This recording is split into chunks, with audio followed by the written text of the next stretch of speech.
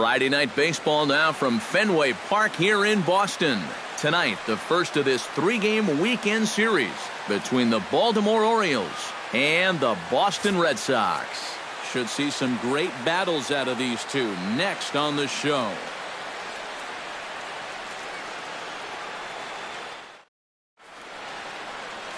Stephen Wright will be on the mound for the series opener.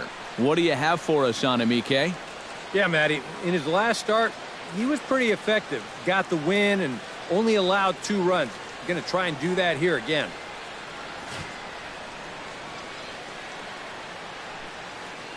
Kim heads for the batter's box, and we are just about ready for some evening baseball. Left fielder, number 25. And now we'll take a moment here at home plate as he asks for time.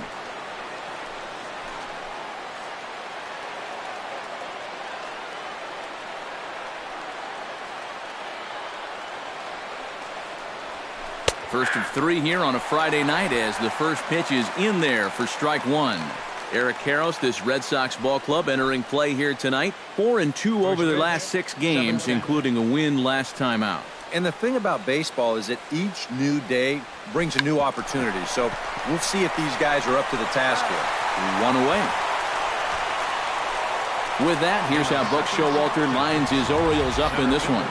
Steve, what's the key for them to continue this winning streak? Well, I think you need to take advantage of balls up in the zone, and you could probably say that almost every day, but this is a great hitter's park. You get something to drive, they end up in the seats here. Adam Jones will stand in, and as you take a look at the splits there, he's actually a better hitter against right-handed pitching this season. Behind on that one, now behind in the count, 0-1.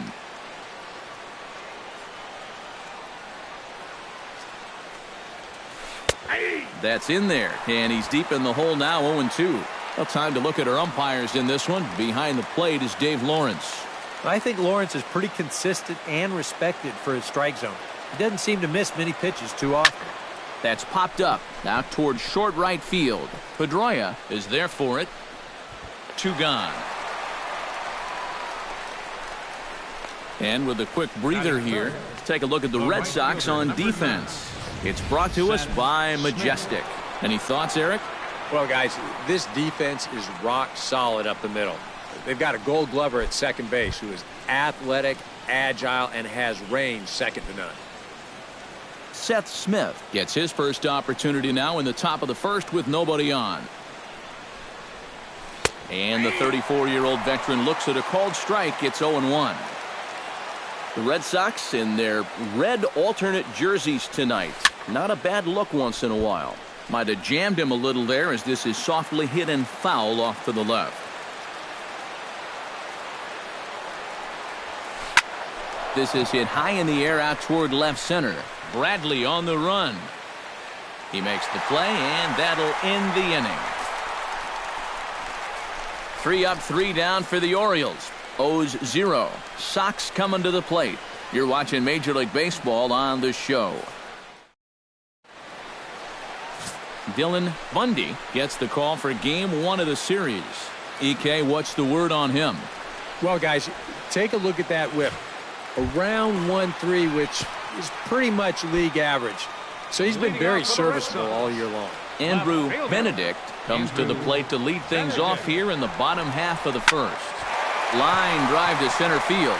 Jones is there, and he has it for the first out. Now a chance here from Fenway to take a look at John Farrell's starting lineup card. Steve, what's the key in trying to stop their opponent's winning streak? This team has to find a way to hit more balls into the gaps and get some big extra base hits. They hit into more double plays than any other team in baseball, and as you know, that's going to take the wind out of your sails. Dustin Pedroia will stand in now, just a few ticks shy of the 300 mark for the season. And that's into the outfield for a 1-out base hit.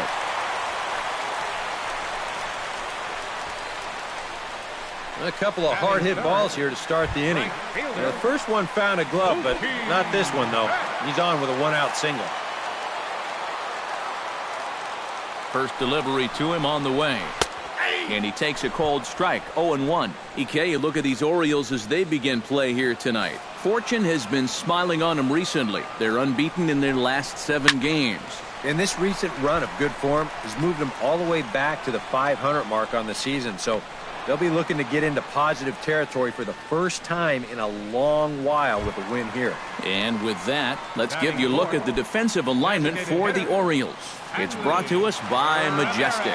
Eric, what do we need to know?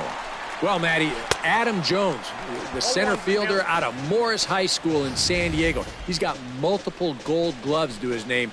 Very, very athletic. In fact, maybe the most athletic center fielder in all of baseball.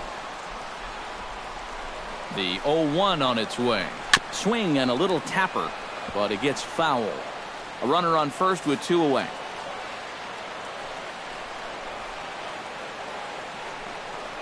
Swing and a miss. Blew the fastball right by him, and the inning is over. An inning in the books tonight, still scoreless here on the show. Manny Machado is set to stand in, and he'll be looking to change his fortunes in this one. He's seen his numbers take a bit of a hit in recent action.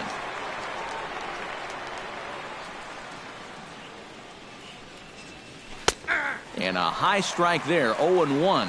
After battling injuries in previous years, Manny Machado showed everybody what he could do in 2015. He got named to the All-Star team, he participated in the Home Run Derby, and he won another Gold Glove.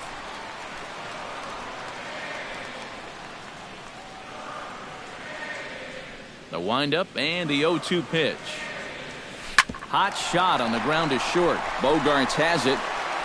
Throw to first will be in time, and there's one gone here to start the second. Batting fifth, first baseman number 19. Chris Davis strides forward with a hot bat in his hands. Great numbers over the past few games. Infield in the overshift here. Now the pitch. And he tries to hold back on the swing, but I think it would have been ruled a strike anyway. It's 0-1.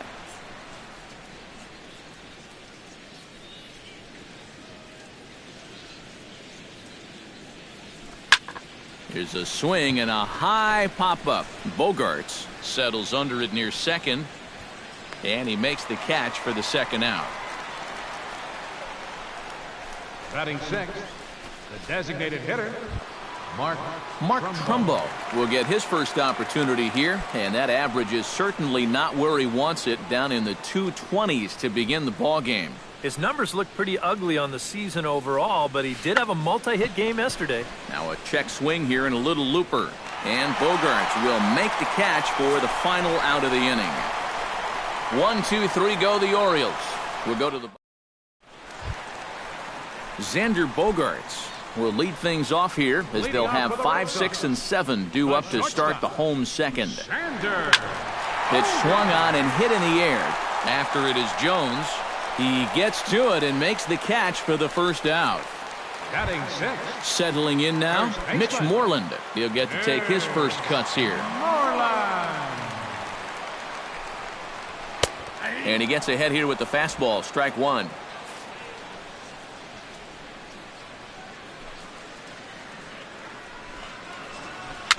A swinging bunt to the mound. On to Davis at first, and there are 2 away. Batting seventh, Pablo Sandoval will get his first opportunity now. 14 home runs to his credit so far this year. Left field and deep. Kim going back on it. He's there to make the play, and that'll retire the side. Takes just 4 pitches to retire the Red Sox. Will move to the third with no score. Jonathan Schoop will stand in now to lead things off. 7, 8, and 9 here to start the third inning. And maybe one of these guys can break this string of 6 straight retired to start the ball game.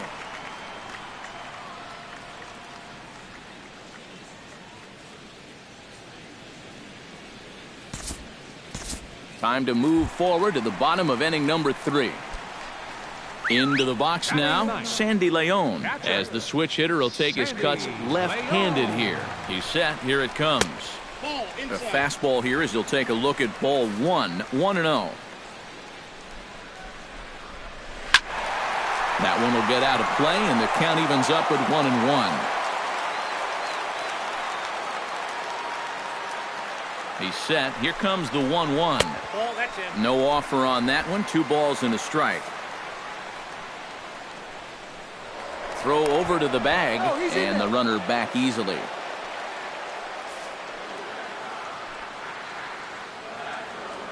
And the pitch on 2-1. Hit hard towards second. But this is hauled in by the second baseman. Up next for the Red Sox, Andrew Benedict stands in for the second time. Hit it hard but lined out in his first at-bat. First pitch of the at-bat. Outside target here, and he hits it for strike 1.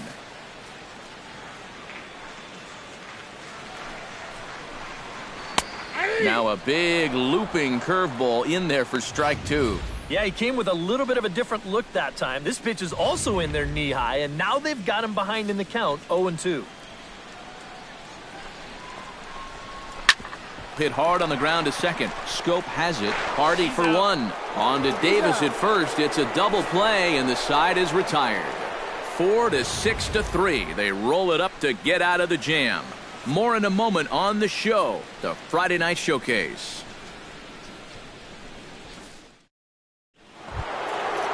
Kim will stand in to lead things off for the Orioles. Adam Jones set to follow. Still pretty early, but they don't have any hits yet, so you need to get it going offensively. Ground ball sent back up the middle. Gloved by Bogaerts. Throw to first in time. 1 gone here in the 4th. now batting number 10, center fielder Adam Jones. Digging in, Adam Jones. He flew out in his last at-bat.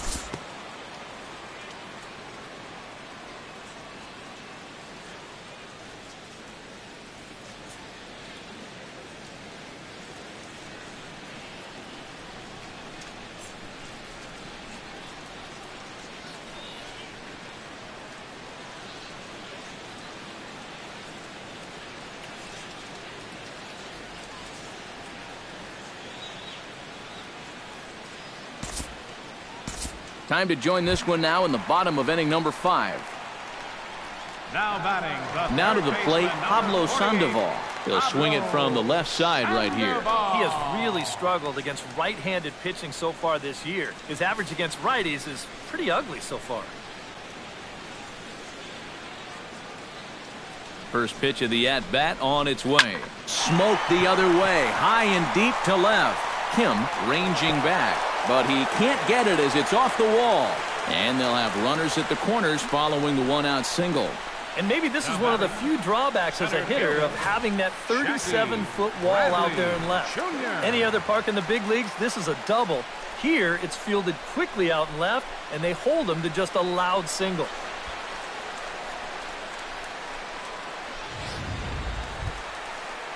Jackie Bradley Jr. is the batter. Got a base hit in his first trip.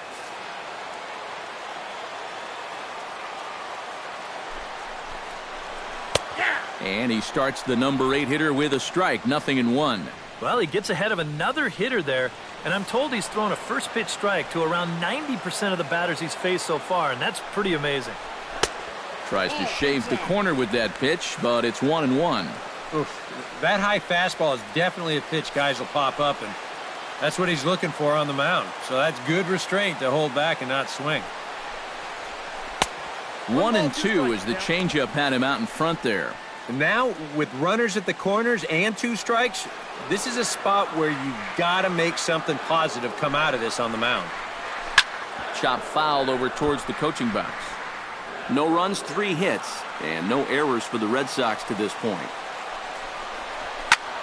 And here's a ball hit in the air. And he can't track it down. A base hit. They'll cash in here as the run is in to score from third. It's now a 2-1 ball game. Just a little parachute shot out there into right field, but, you know, it's going to work for him as you see it get down out there, and that's going to drive in a run. So striding in, Sandy Leon, as he'll look to bring home that tying run from second with a base hit into the outfield.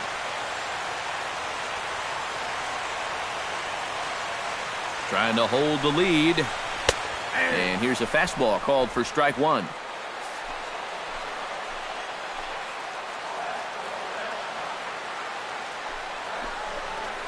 Down the third baseline. Backhanded. One there. On to Davis at first. It's a double play, and the side is retired. Around the horn they go. 5-4-3 to end the threat. We're back to Friday Night Baseball on the show after this.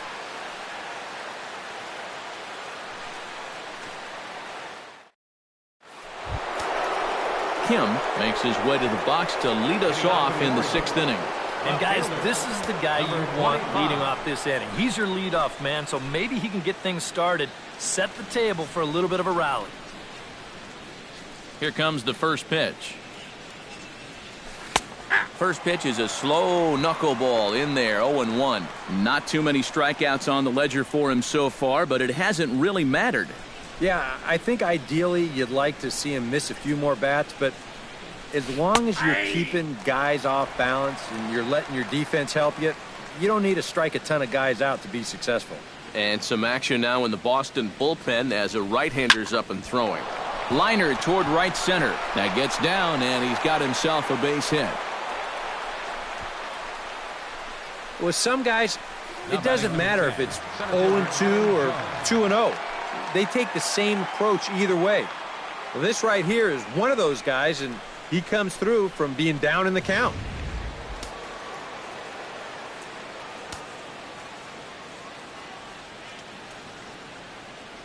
Here's the center fielder now, Adam Jones, as he'll take a look at ball one. And you know, I've always thought if you're pretty sure a guy might be trying to bunt, then put that first pitch out of the strike zone. Make him show you his intentions. Maybe you get him to offer it something that he shouldn't. And he won't bite at that one either. It's 2-0. And on 2-0, this is where he's the most dangerous up there. I know it's a fastball count, but I would maybe think about something else. Late swing on the hitter's count. Still a good count for him now, however, at 2-1. 2-1, here it is. Now a ball fouled down the right field line out of play, so that'll move the count to 2-2 now.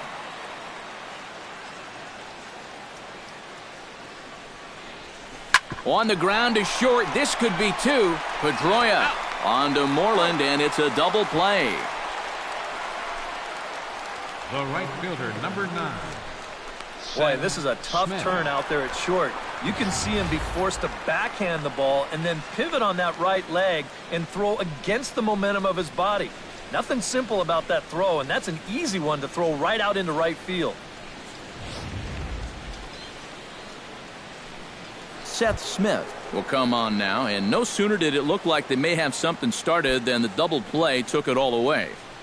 And that's especially tough when you figure the part of the lineup they're in. These are the guys you want to have hitting with runners on base. Drilled on the ground is short. Throw to first will get him easily, and the side is retired. Orioles held in check there. They lead it 2-1.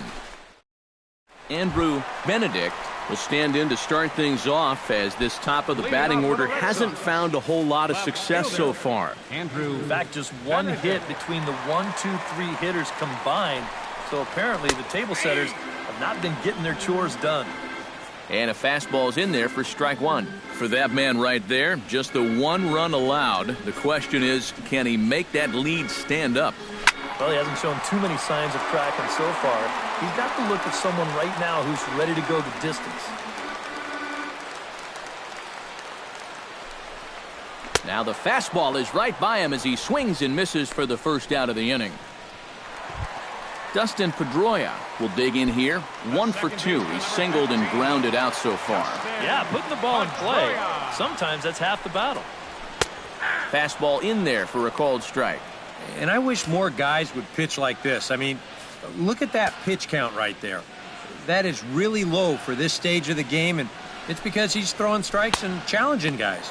And a swing and a miss that time by Pedroia as he finds himself in an 0-2 hole now. And this is part of why he's had a lot of success so far. He's done a lot of work on the edges and stayed out of the middle of the strike zone. Protecting on 0-2, so we'll do it again.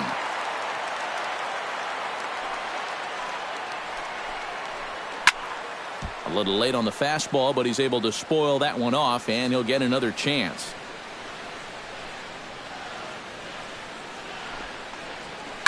Out in front of that one, but he stays alive and will do it again on 0-2.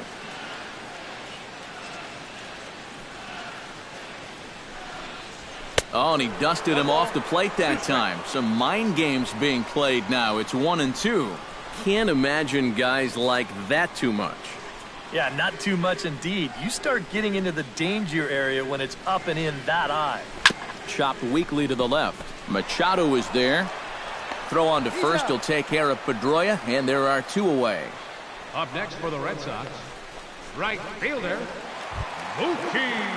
Mookie Betts will dig in for a 3rd time now. He's popped out and grounded out so far. Ready with the first pitch. Here it comes. Breaking ball for a strike. 0-1. Yeah, and it seems like he kind of got away from that pitch here in the last few innings. You got to think about bringing that one right back. Low scoring game thus far. 2-1 here in the 6th.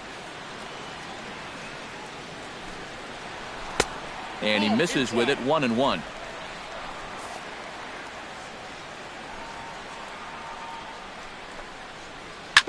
Can't keep the weight back, and he falls behind 1-2.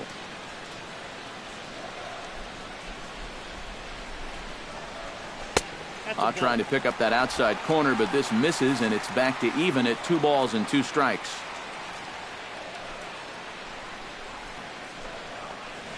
And good patience to hold back on the curveball in the dirt. It's full now. 3-2. Well, when you have a guy 2-2, you can throw something out of the zone, try and get him to chase. But when it's that far below the strike zone, it becomes a lot easier to lay off. And Davis will take this one himself to retire the side. Red Sox go down 1-2-3. They still trail it here 2-1. Manny Machado will come forward now to begin the 7th inning in what's been a very briskly played ball game here tonight. And that's what happens when you get 2 starters that are on top of their game. It's been great pitching, great defense, not a lot of base runners, and a very even game through 6 innings.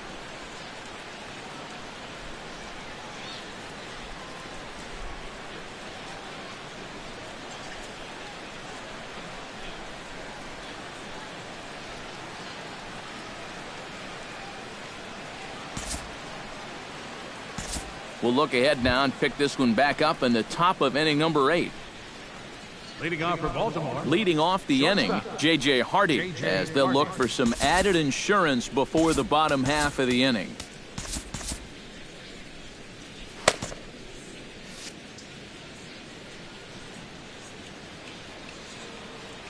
On to the 8th now, as the first pitch is a fastball that's looked at for ball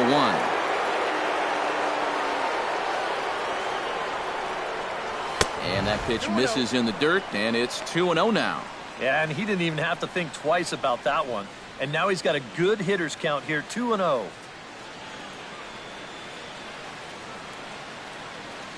From the windup, the 2-0 pitch. Fly ball heading for the alley. Bradley on the move, and this will find the wall now way out deep into the triangle. And he'll get in there standing up with a leadoff double. That's great production here out of the number 9 hole, leading off the inning.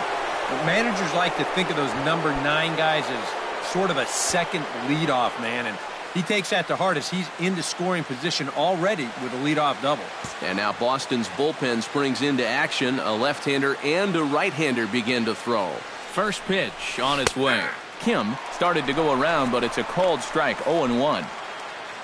For Hardy, a good job there to pick up his 16th double of the year. And he falls behind 0-2.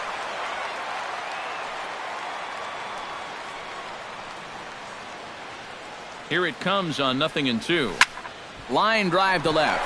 Lays himself out and makes a spectacular catch. Wow. You know, it's always a danger as an outfielder when you try to make a play like this. You worry about that wrist because sometimes you can get it tucked under when you hit the ground and you can twist it up pretty good or maybe even break it. But here, not only does he come away unhurt, but he also comes away with the baseball. Here's the center fielder now, Adam Jones, as he'll line this one foul to the right side out of play. It's strike one.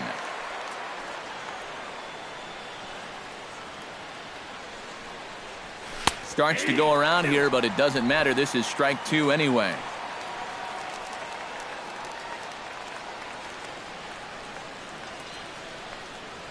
Into center field. That's going to get down for a base hit. Oh, and he runs right through the stop sign. Throws there, and he is out on a beautiful throw as he just came up firing that time. On the money. Yeah, let's watch this again here, because I don't think this jump was all that bad at second. It was going to take a great throw from center field to get him, and this one is right there to cut him down trying to score.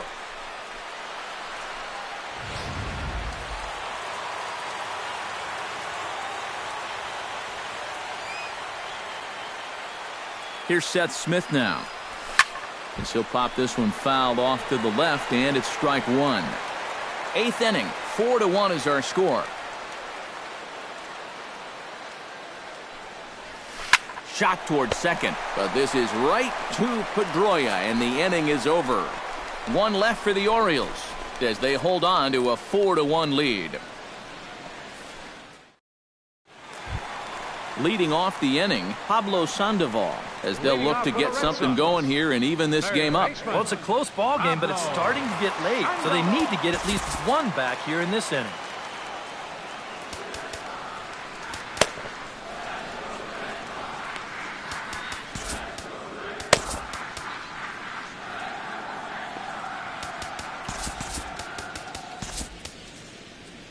Darren O'Day is on out of the bullpen now as he'll take over to start the bottom of the eighth. 56, Darren O'Day. Now he'll step off and rethink this.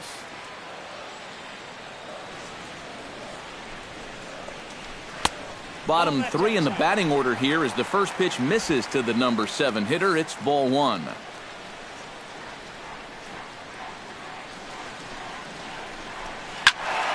That evens it up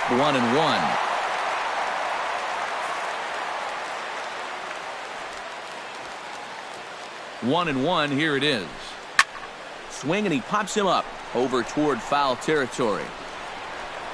And this is going to wind up a foul ball. Here he comes on a ball and 2 strikes. Hit to third.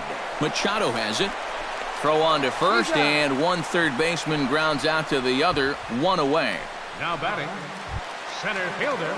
Stepping in, Jackie Bradley Jr. He singled his last time up. Ready to deliver. Here's the first pitch.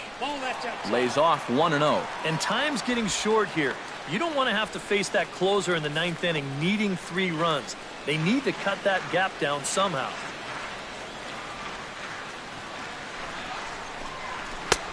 And a strike to even the count. 1-1. Well, you get the sense that what they need is one big hit from anybody in the lineup. If they could get one, it could get them right back in this game, because right now they just seem out of it. And this one runs a little too far in, ball 2.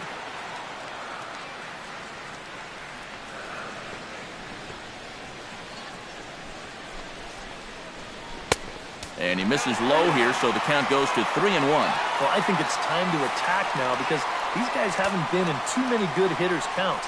This is where you need to pounce. Set to deal. Here's the 3-1. And there's a called strike at the knees as he was hoping for a base on balls there, but it's a full count now, 3-2.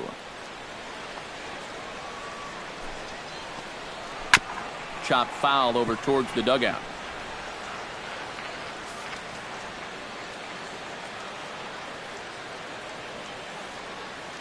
He's set. Here's the 3-2.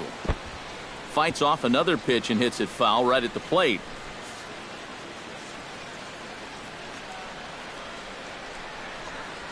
And he finally wins the battle as this is swung on and missed for the second out. And he's probably thinking, if they just could have left that starter in a little bit longer. I mean, he was 2 for 2 against him. Not so fortunate against his successor. Sandy Leon will stand in now with 2 away, needing to really get something started here. and their chances of getting back into this ball game are growing dimmer by the batter. From the stretch.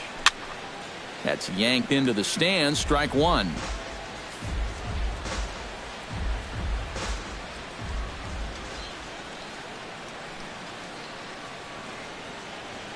Nothing in one count. Here it comes.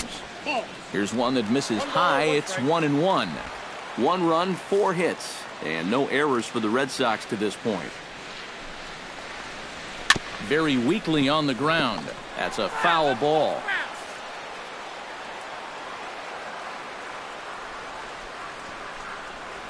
Now a foul tip held onto behind the plate. Nice work there to get the punch out, and the inning is over.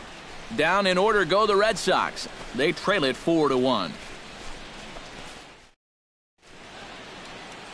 Welcome back to Baseball on the Show from Beantown, Boston, Mass. We're set for the final innings of this one. Joe Kelly will come on now to start the 9th inning as he looks to keep this deficit right where it is for the bottom of the 9th. Manny Machado stands in again here with 2 home runs already to his name in this one. And you know what, Matt? He's just made it look so easy out there. I think they've got to change their approach right here. Use some caution or something.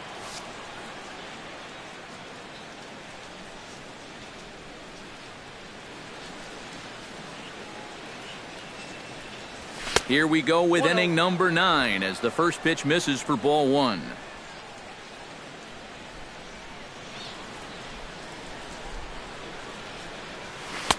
And he looks at a changeup in there, 1-1. From the windup, the 1-1 pitch. Slapped hard the opposite way. A dive, but he can't come up with it in right as it skips right past him. He's around second now, and they still haven't gotten to this thing.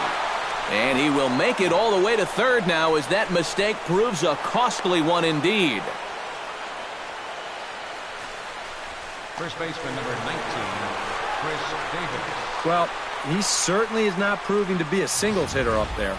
That's his 3rd extra base hit of the ballgame. And this one, a triple. He's been a real thorn in their side all throughout.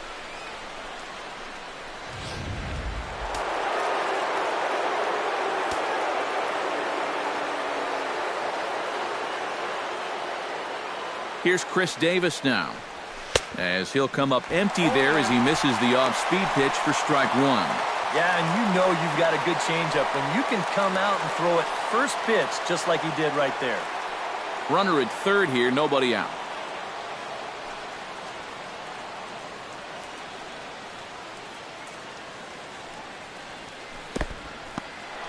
In the dirt and blocked behind the plate. And before the 0-2 pitch, he'll step out of the box here to regroup.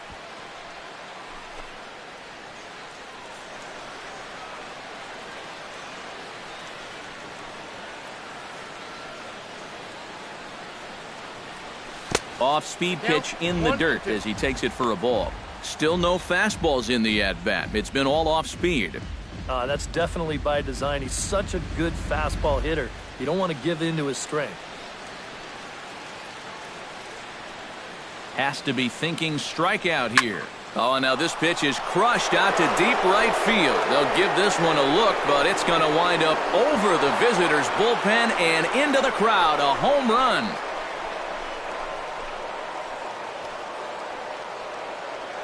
A 2-run shot for Chris Davis. Number 21 for him on the season, and it's now a 6-1 ball game.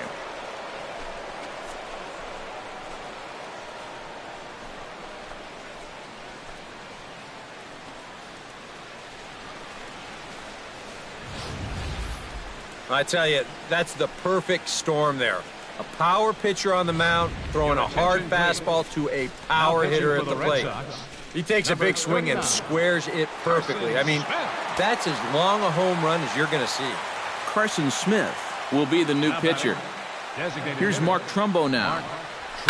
And he gets a hold of this one again to deep right field. Ranging back is Bradley. Gone! Back-to-back jacks on back-to-back pitches.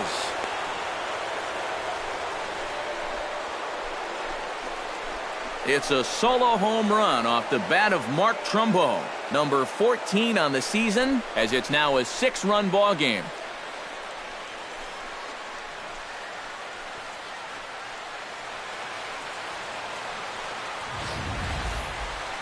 How's this for a welcome to the ball game? One pitch and see you later. I've got a feeling that's not what the manager had in mind. Here's Jonathan Schoop now, as he can't catch up on a fastball at the letters, and it's strike one. Boy, he goes right back to that same pitch that he just gave up a home run on. Put it in another dangerous location, too. Lucky he got away with that one.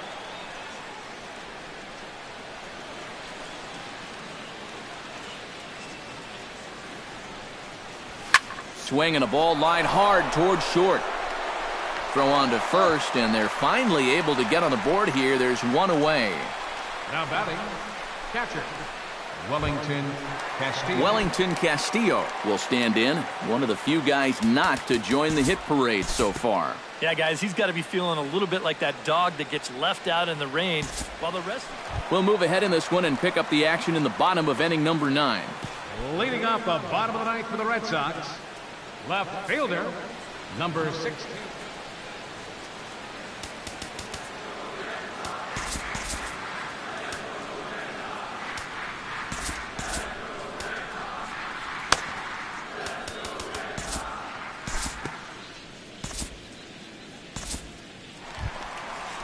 Dustin Pedroia gets another crack right here. He's got a hit in 3 tries to this point. Jason Garcia will come in now working with a huge lead, so he'll just look to get some work in here. Jason Garcia.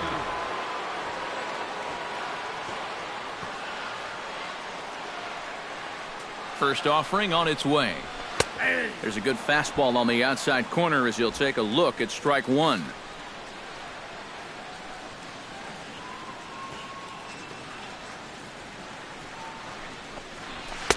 Called strike 0-2. Right back, same pitch, also knee high. He wasn't buying that one either. He's going to have to do something now. He's down 2 strikes. A little bit off the outside. It's 1-2. A good high fastball. Maybe something to try and change the eye level there. Now, I might anticipate another slider down in the zone, maybe even in the dirt. And that's in for a base hit. He's 2 for 4 now. And that runner will go no further than second as there are 2 aboard now. Mookie Betts will stand in now. And, hey, give these guys credit. They're not going down without a fight. I'll tell you what, they're not too far away from making a game out of this one after all. On the ground now for Hardy. This might be 2. There's 1. Back to Davis, and they turn the double play. Oh, that's a nice double play, but let's focus in here on the turn at second base. He's got a base runner just breathing down his neck. One second baseman coming down hard on another. They know what the deal is there. They're going to try to take each other out. So that's great concentration, great mechanics to make sure he turns this and then takes the shot.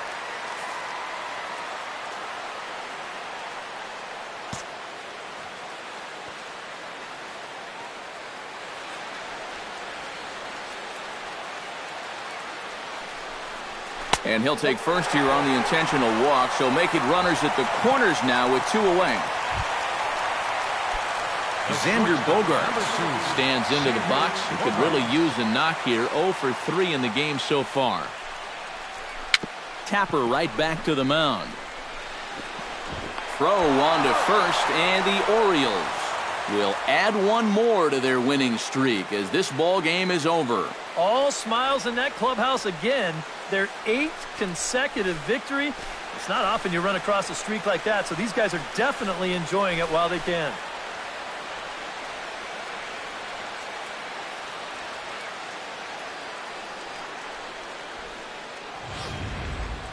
One more look at the final line score there to see the great pitching performance that led his guys to the victory.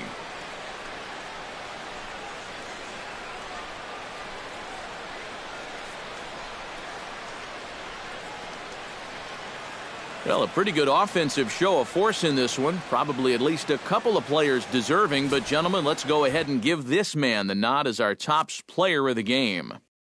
Yeah, he connected on a couple of long home runs. Really put his guys on his back and carried them to the victory.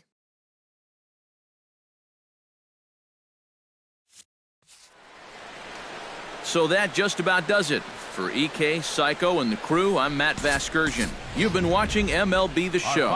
For more, get those smartphones and tablets out and head over to theshownation.com. The Orioles win this one 7-1. Good night from Fenway. For the Red Sox, 1 run, 5 hits, no errors. They left 6 men on base. Time of the ball game, 3 hours and 2 minutes. Tonight's paid attendance at Fenway Park, 36,298. We'd like to thank the Red Sox Nation for their continuing support and remind you to please drive home safely. Good night.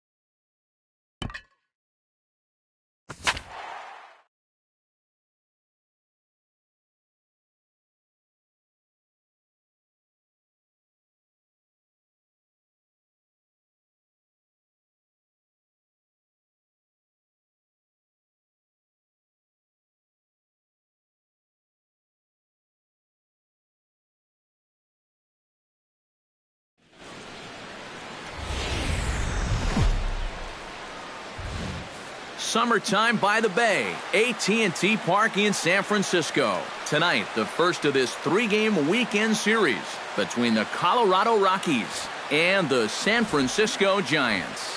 Two of the best, Posey and Arenado, are coming up next.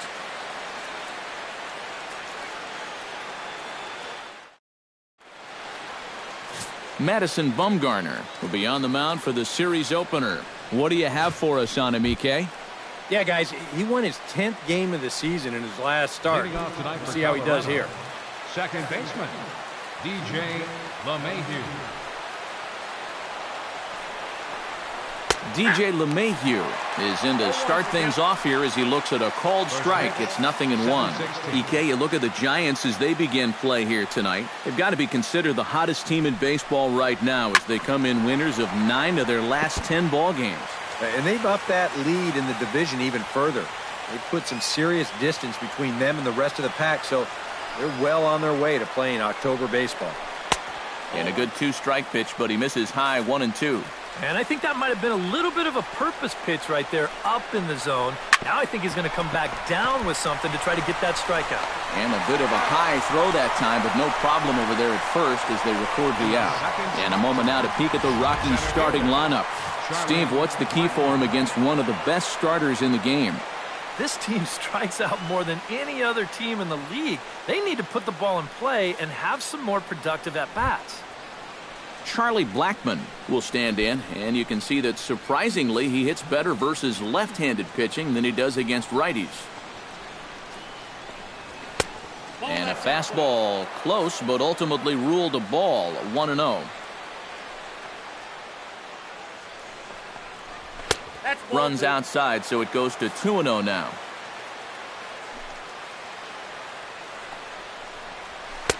And he'll lay the fastball in here to get the count back to 2-1.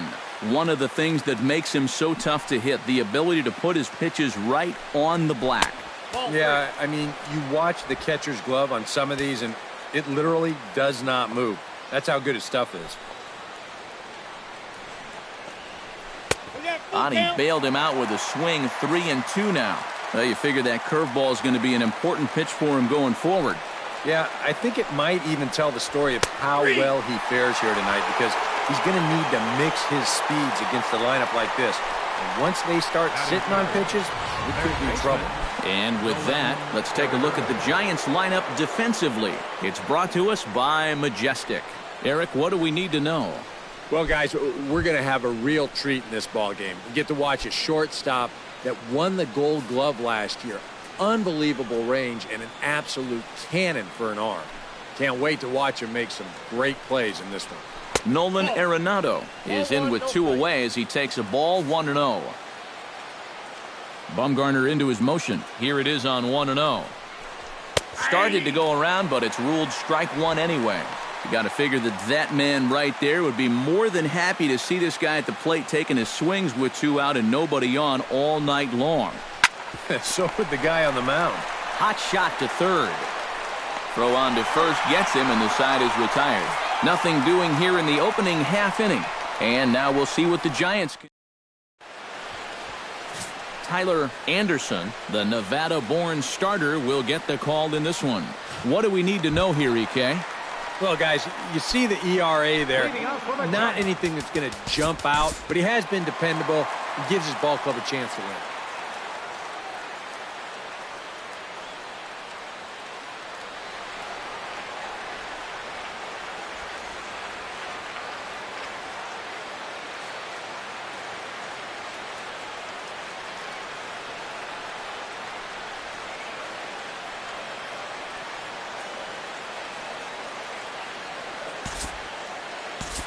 We'll jump ahead and pick this one up in the top of inning number 3.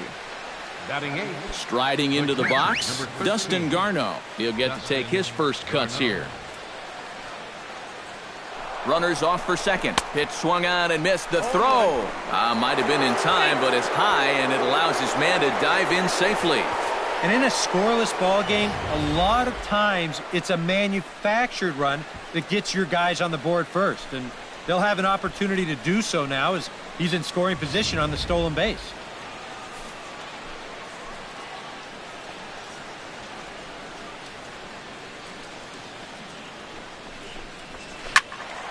And he falls behind 0-2.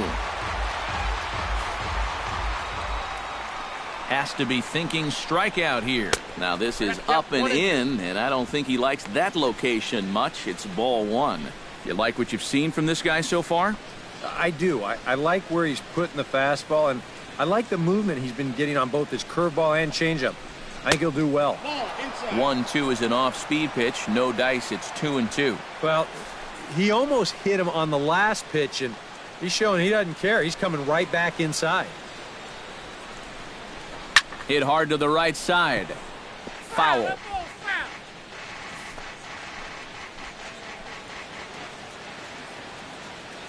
Bumgarner sets the 2-2 pitch.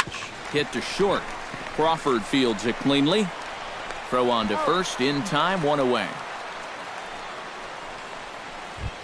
Coming to the plate now, Tyler Anderson, and he could give his guys an early lead if he can come through here. Oh, and it's so important to take advantage of these kind of opportunities early in a ball game.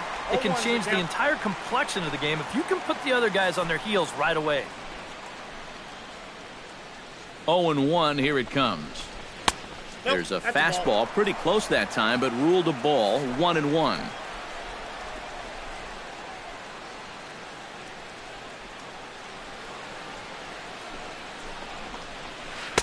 And a curveball's by him that time as he falls behind now 1-2.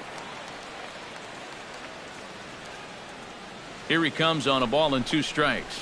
Swing and a miss as he ran that 2-seamer right by him for the second out. Wow, and he hasn't missed a beat since his last start. Remember, he had 9 strikeouts in that one, and he's well on his way to a similar performance right here. LeMahieu. DJ LeMahieu will get a second shot now. He grounded out to start the ball game. Yeah, but he hit it hard, though. He put a really nice swing on it, and we'll see if he can do that same thing right here. And he gets ahead here with the fastball, strike one.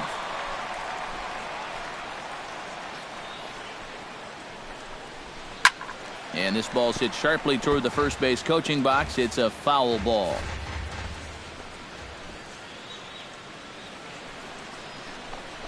Inside with the slider, and that'll back him up a bit. I think he was trying to get that slider in on his hands, but I don't think he meant for it to get in that far. I think he just released it a little too late. Hernandez ranging forward, and that ends the inning.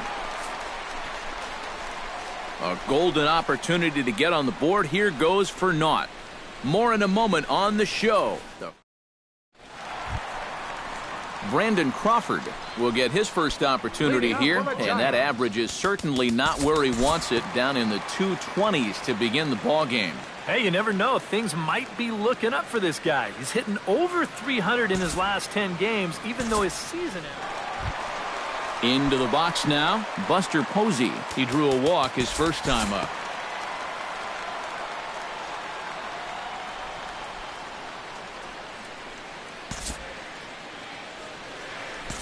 We'll pick this one up in the bottom of inning number 4.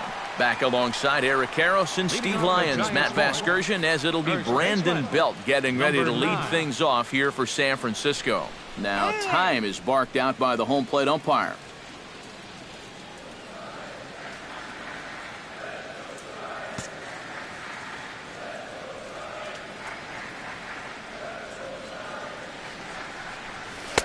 He'll hold off on the slider to start the at-bat. It's ball one.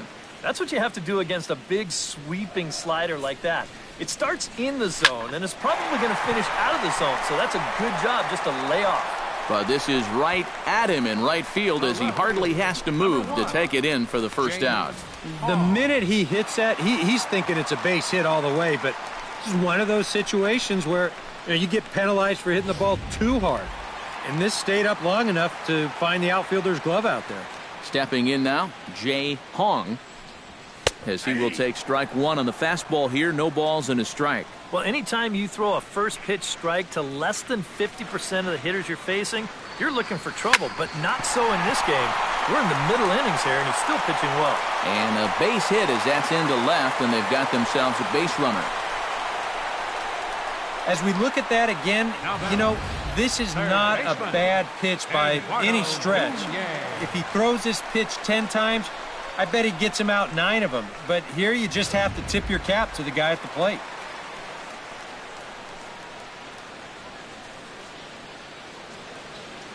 Standing in now, Eduardo Nunez, as he takes a fastball off the plate for a ball 1-0.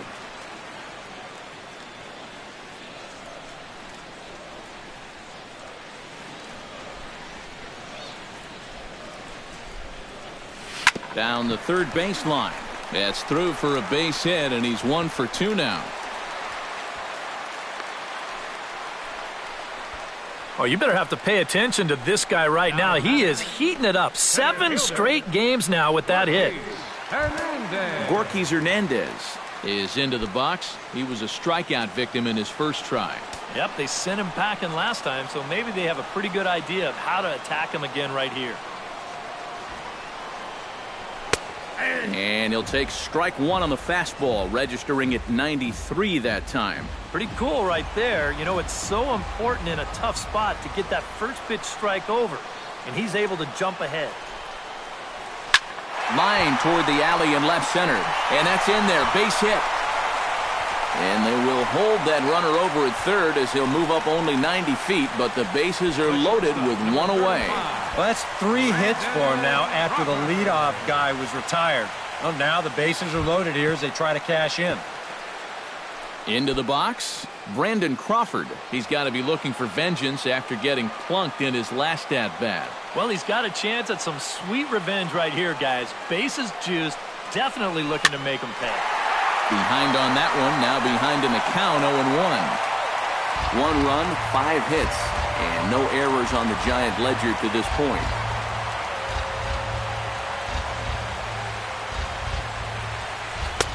That misses wide. 1 ball and 1 strike.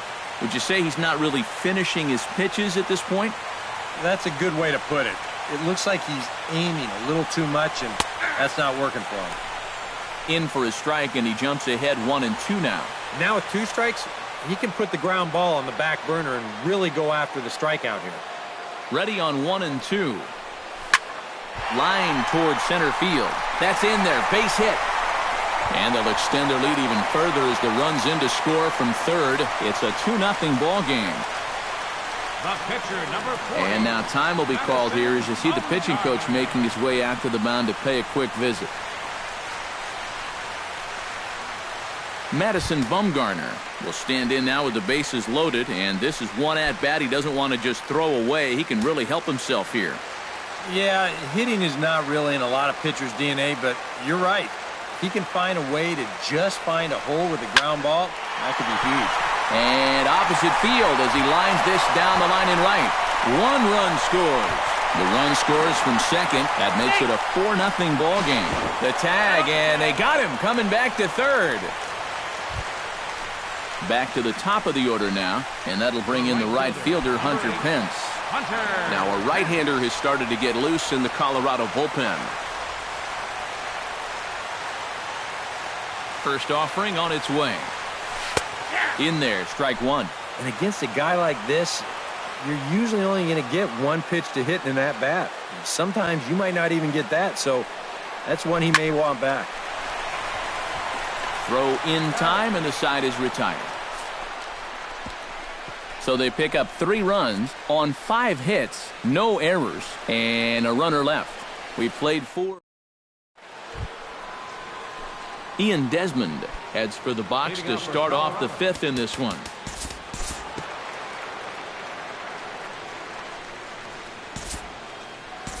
Boy, they've got some work to do here, but there's still a lot of time left in this game. So just chip away, chip away. Trevor Story. Now a pickoff play at second, but the runner's back easily. Keeping them close.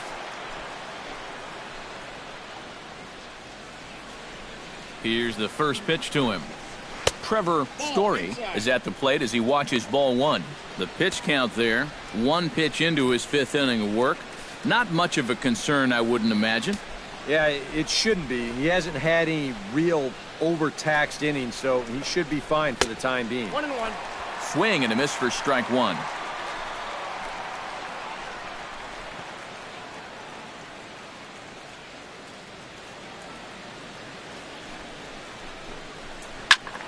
A little behind on that swing, and now he'll try to shorten up maybe and protect the plate. Swing and a miss on the fastball that time, out number 2. Right over the top here with the four-seam fastball. Good drive through the release. Just threw it right by him at the letters.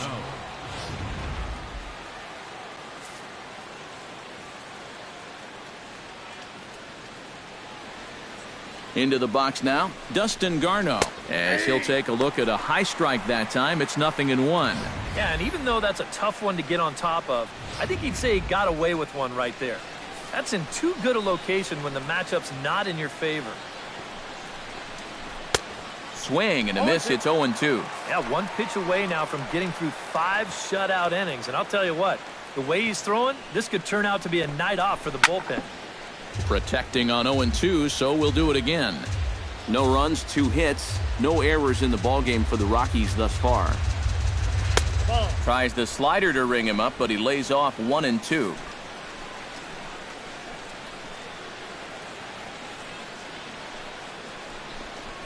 Hit on the ground to short. There is Crawford. Throw to first in plenty of time, and the side is retired. So a strong start on the mound as he's blanked him through the first 5. Home half of the 5th coming up. Giants out in front here, 4-0. Joe Panik comes to the plate as we get started here in the bottom of the 5th. A couple of righties starting to loosen now in the bullpen.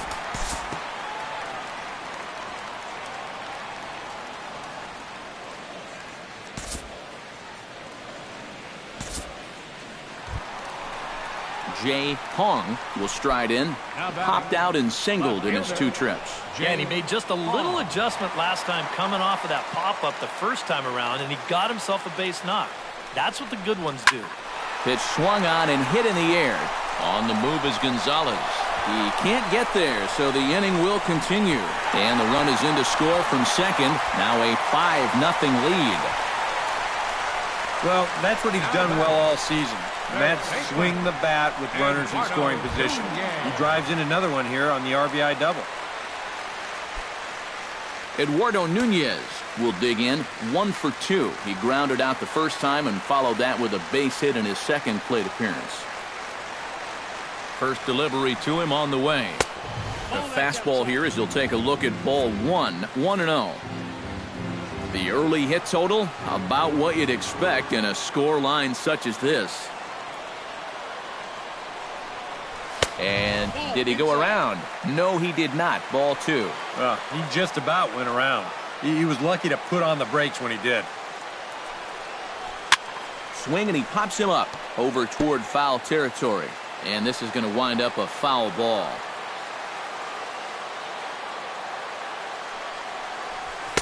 Oh, he wanted that one, but it misses for ball 3. Third double of the game for these guys as you see the comparison there.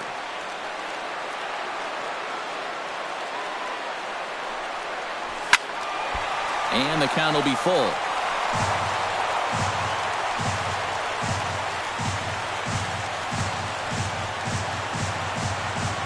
He's set. Here's the 3-2. And here's a ball hit in the air. LeMahieu has got it, and the side is retired. It's for the Giants, lead to a run in the inning. Tapia will grab a bat and lead things off here in the top of the 6th.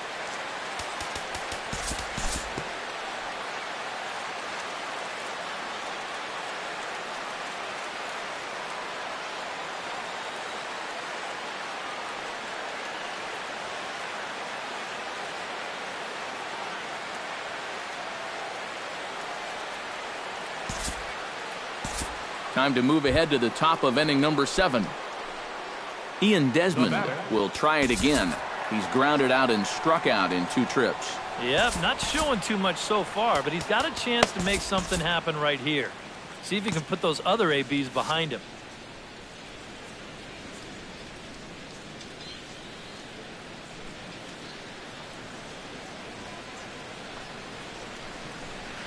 He'll start him here with a changeup, but it's taken for ball 1.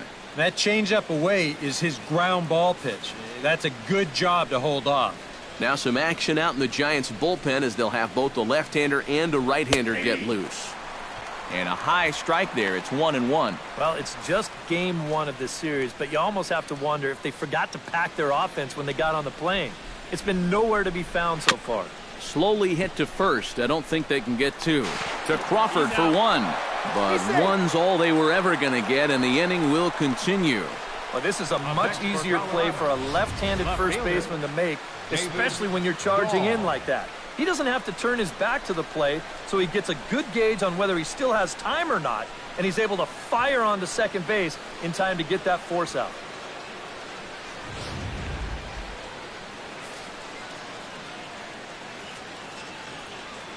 Into the box, David Dahl, and he'll watch one miss up and away for a ball, 1-0. Well, one thing we've seen from this guy on the mound so far, when he makes bad pitches, they typically miss out of the strike zone. They don't miss in the zone where they can be crushed. And he misses low with it, 2-0. And you can tell he's starting to get a little jumpy out there. He's got to take his time and really focus in on the glove. 3-0 now. Trevor Story would be next if they can keep this inning alive. And the runner will get back standing.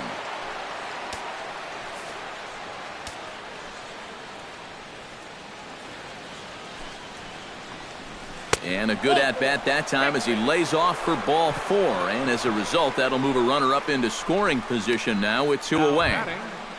Shortstop, Trevor Story gets a shot now with 2 men on and 2 away here in inning number 7. And we'll see here if he can come through. It can be discouraging to see opportunities like this late in a ball game go untapped. And the 2-out threat will not come to pass as the inning is over. A couple of walks, but no damage. We're back to Friday Night Baseball on the show. Hunter Pence steps into the box as the leadoff hitter here in the bottom of the 7th. And that Colorado bullpen comes to life now with the lefty and a right-hander up to throw.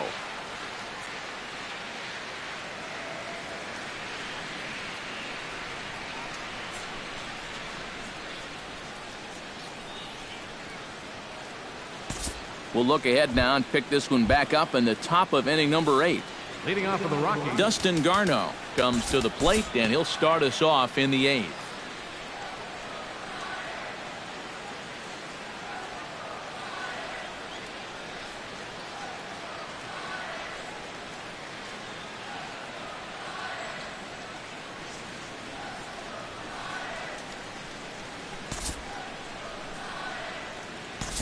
Time to jump ahead to the bottom of inning number 8 now. Madison Bumgarner will buy himself another at-bat, and in turn he'll get himself a nice little ovation for the work he's turned in on the mound so far. He's been great. This is an appreciative crowd. They like what they've seen, and I don't blame them. Wall sets. First pitch on the way. Now a check swing, but he holds up in time. Ball 1.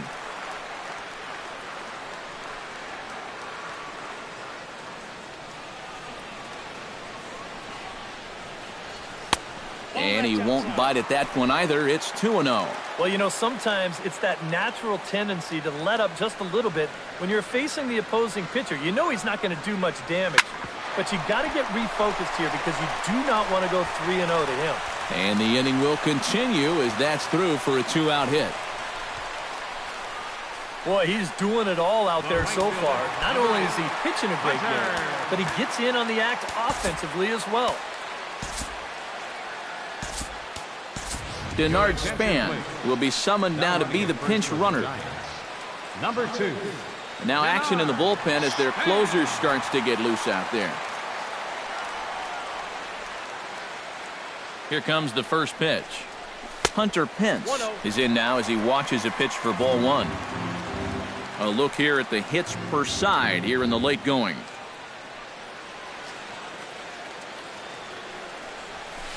Hit hard back up the middle, and that's through into center field. Base hit. And they'll put the brakes on that runner at third, and that means the bases are loaded now with 2 away. 3 hits now in the inning.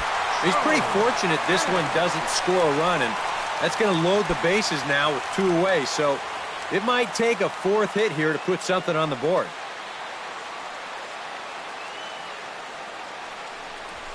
This is lined into the gap in left center, and he's going to come through here with extra bases. Crawford scores. Span scores. And a relay to the plate, but not in time, and 3-run score. Well, if you want to point fingers at who's to blame for this disaster, you're going to need both hands.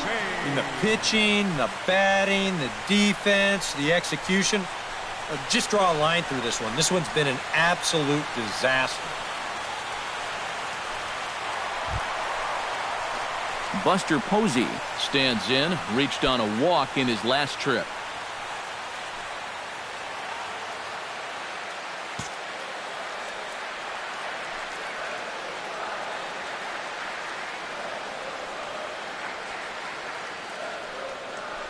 Check swing, but he held up in time. Ball 1. Seems like they're showing a lot of faith in this guy, leaving him out there. And I think you appreciate that as a pitcher, but sometimes when you don't have it, you don't have it. Looks like this is going to be one of those times. In there, base hit, and that ought to get the run in from third. Tack on another run there. They've put up 11 now in the ball game, and this offense is definitely running on all cylinders.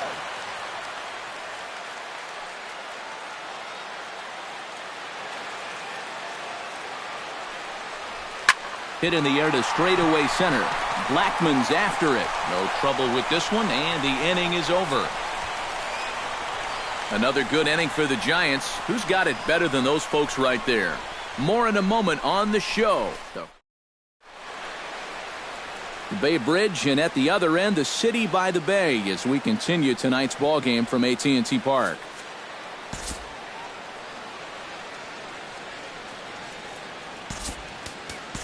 Jake Peavy will come in now working with a huge lead, so he'll just look to get some work in here. Nolan Arenado will stand in now, and he's been kept quiet out of the number 3 hole, hitless in his 3 at-bats so far. Ian Desmond stands into the box. He could really use a knock here. 0 for 3 in the game so far.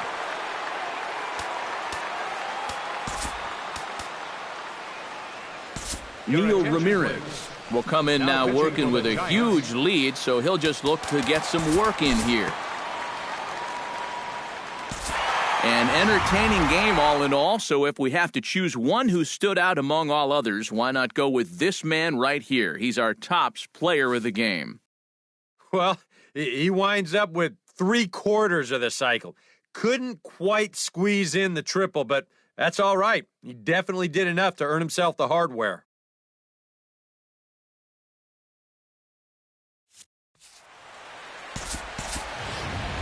Final line score tonight. First for the victorious Giants. 11 runs, 15 hits. No errors. They left 8 men on base. For the Rockies, 1 run on 3 hits. No errors. They left 4 men on base. Time of the ball game, 3 hours and 28 minutes. Tonight's paid attendance, 41,503. The Giants thank you for attending tonight's game at AT&T Park and remind you to please buckle up and drive home safely. Good night.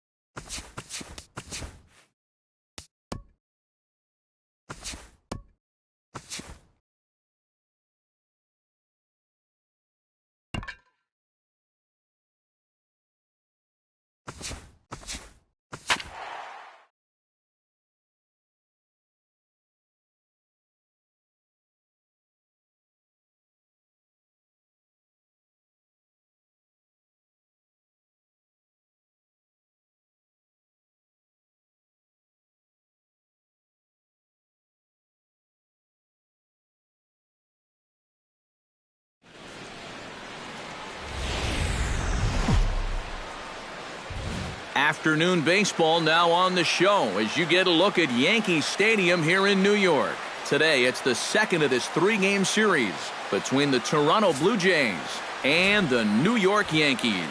These two should provide some big-time fireworks. First pitch is coming up.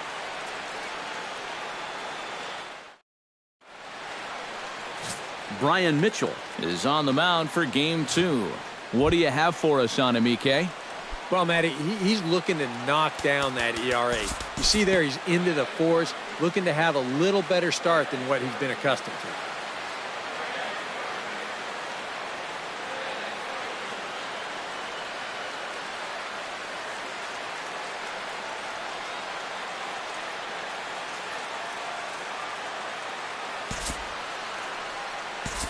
We'll jump forward in this one to the top of inning number 2.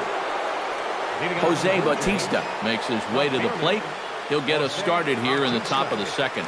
And this is a guy that can make a big change in this game with one swing of the bat because you know he has big-time power. And a sliding effort there, but that ball had eyes, and the leadoff man's on base to start the inning. Ah, the perils of being a third baseman. I remember it well. Number 52. He's way out in front of this pitch and just hammers it towards the hole. And you can see by the reaction at third, the coaches are telling you, hey, get in front of that one. Yeah, right. You get in front of that one. Park will stand in, and as you can see the numbers away from home, he's been much better once he gets out on the road.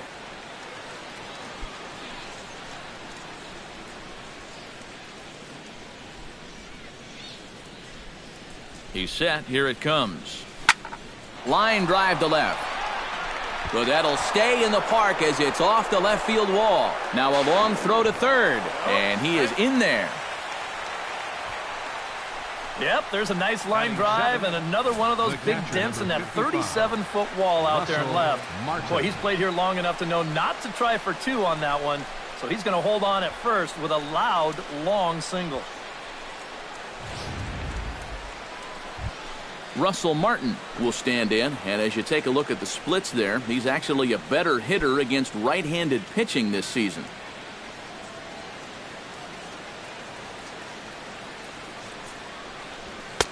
And a fastball close, but ultimately ruled a ball, 1-0.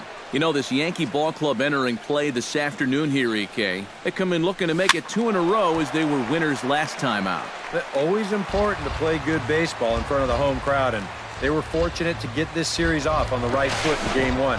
They'll hope to continue their winning ways here in game number 2. He's set. Here comes the 1-1. And the pitch bounces off his glove, and that could be a run. And before the pitch here, time is asked for and granted by Woody Keller, the home plate umpire.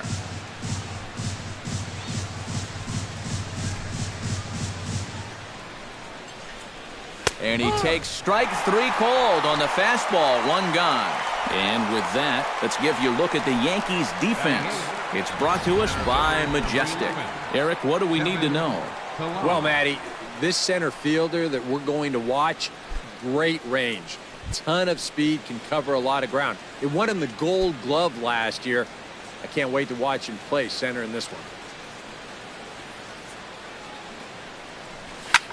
Swinging a shot back up the middle. And a base hit as the run will score from third, and the Blue Jays have grabbed a 1-0 lead. Boy, I'll tell you, these are the scary ones for a pitcher. This is going to give you a pretty good angle right here because this ball is hit so hard, and it's just about right at him. I mean, there's no time to do anything out there. And he's pretty lucky that one didn't get him because he would have taken his head off. Out in front of it, strike 1.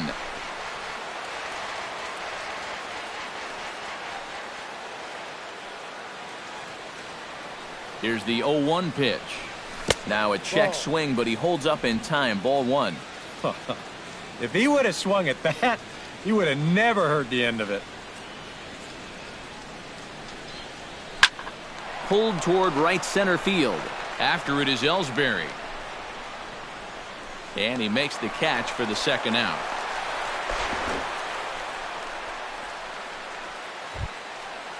Devin Travis gets a shot now with deuces all around. 2 on, 2 out here in inning number 2.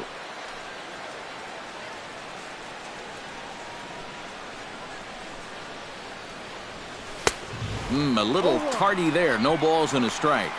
Very difficult to get on top of a pitch when it's coming in that high. Darn near impossible when it's coming at you in the high 90s. You just can't get your hands up there fast enough to stay on top. Check swing, but he held up in time. Ball 1.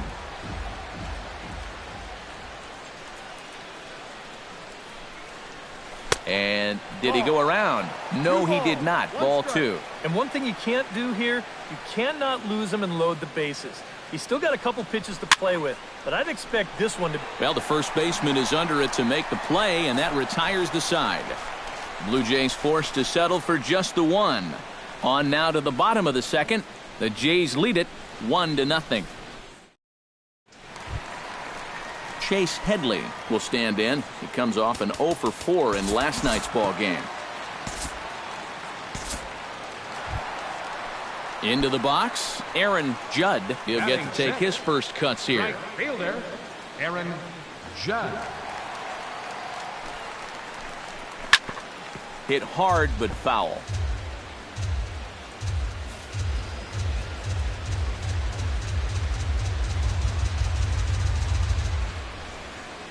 Liriano sets. Here it is on 0-1. That's in there, and he's deep in the hole now, 0-2. And Eric, the Blue Jays, as they enter play here this afternoon, they were losers last time out, but still in a decent groove as they'd won 4 of 5 prior to that. And on top of that, they've already spotted their starter an early lead in this one, so they're going to let their guy work with the lead right away. Hit hard up the middle, and that's through for a hit.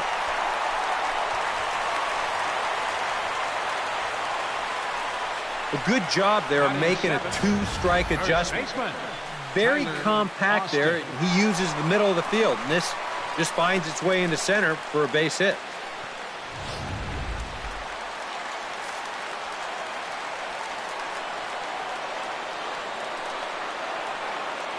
Standing in now, Tyler Austin, as the first pitch to him is in there for a called strike 1. The batting average down in the low 210s. 6 home runs and 17 RBIs. Hit the other way out toward right field. Moving under it, Ichiro. 1 down. Long throw to third. And he'll move up to third now. Runners at the corners here with 1 away. And with a quick breather here, let's give you a look at the defensive alignment for the Blue Jays. It's brought to us by Majestic. EK, what do you got?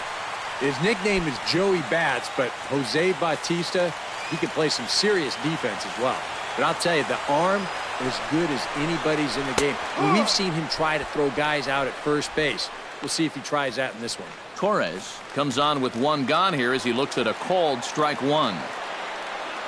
He's set. Here's the 0-1. Good changeup there as he takes command. 0-2. And now, with runners at the corners and 2 strikes, this is a spot where you've got to make something positive come out of this on the mound. And he gets him to pop it up on the right side of the infield. Park has to shade his eyes from the sun, but he stays with it for out number 2. Batting 9th, center fielder. So striding in, Jacoby Ellsbury, as he's got a chance to tie this ball game up with that equalizing run just 90 feet away at third. Fastball. Whoa, look out. That just about got him in the coconut. And we're going to see a lot more of this because this is a guy who's let it be known that he will work inside. He'll even back you off the plate if he has to. Ready with the 1-0 pitch. And a strike to even the count. 1-1. So let's take a peek at our umpiring crew in this one. Behind the plate is Woody Keller. Well, Matt, Woody calls a good game more often than not. Although he has been known to get a little flack from time to time about his consistency, especially on the corners of the strike zone. We'll see if that comes into play.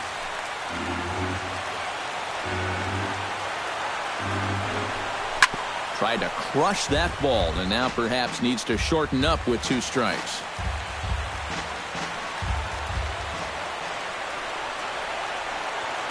He's set. Here's the 2-2. A full count, 3 balls and 2 strikes. You have to figure that he's really going to need to keep the walks in check if he's going to have success here. I was thinking the same thing. No free rides. You got to make these guys earn it. He's set. Here's the 3-2. Throws him for strike 3, and that retires the side. I think a few of these folks need to get out of the sun. More from the... A look there at the most famous urban park in the United States, Central Park, set to go again here from Yankee Stadium. Troy Tulowitzki is into the box as we are all set to begin the third.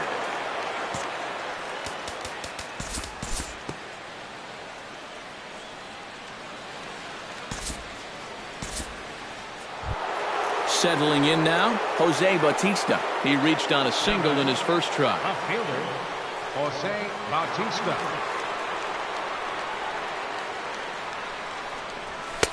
Now a fastball a bit too low here. It's ball 1.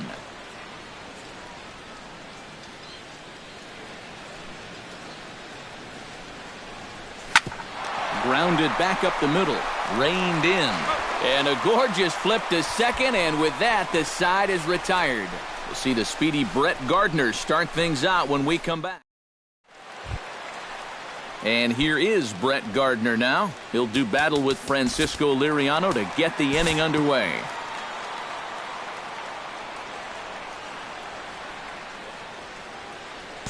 We'll move ahead now to the top of inning number 4. Park is ready here as we begin the top of the 4th.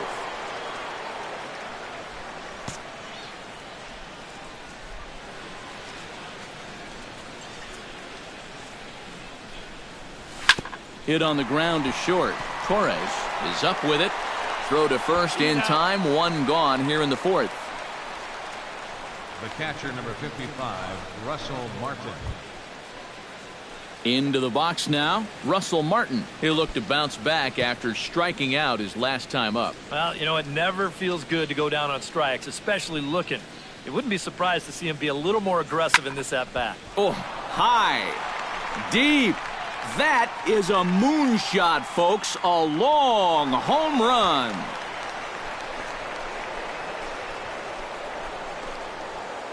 A solo shot for Russell Martin. 6th home run on the season for him as the Blue Jays take a 2-0 advantage.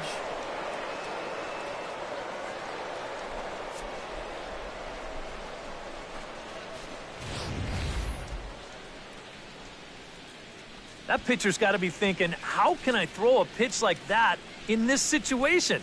That thing was so right down the middle, it absolutely got hammered, and he knew it as soon as he let go of it.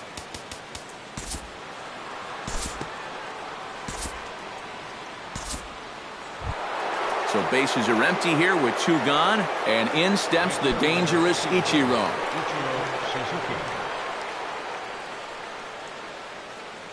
Into the windup and the pitch. Line towards center field. And that's a base hit. 1 for 2 in his first couple of plate appearances. And now you just start to wonder, how much is the heat taken out of this guy? You see the pitch count. It's not all that bad just yet, but he's been in and out of trouble a few times already. So he's definitely had some max effort innings. Devin Travis stands into the box. He's 0 for 2 so far in this one. Here comes the first pitch. And a pitch out here, but Ichiro's not going anywhere yet.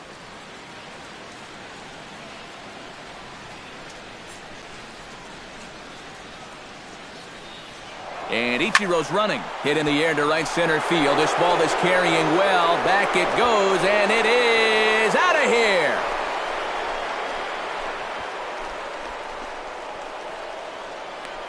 So it's a 2-run shot to right center. Number 13 for him on the year, as the Blue Jays have opened it up further now, 4-0.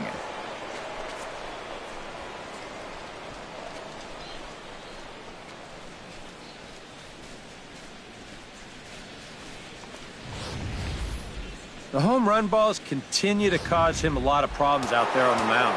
He gave up 3 of them last time he took the mound, and now he's already served up 2 more here in this one. That's a trend that he better change real soon.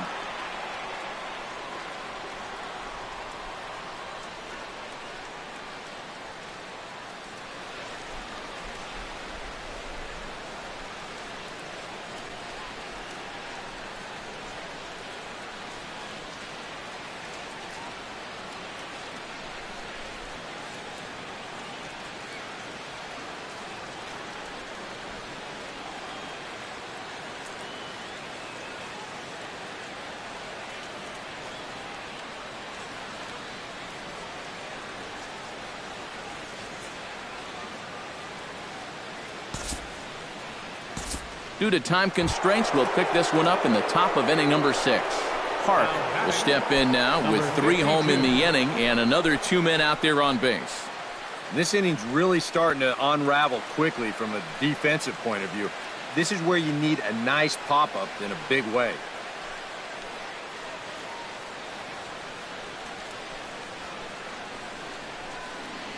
Now a snap throw to first.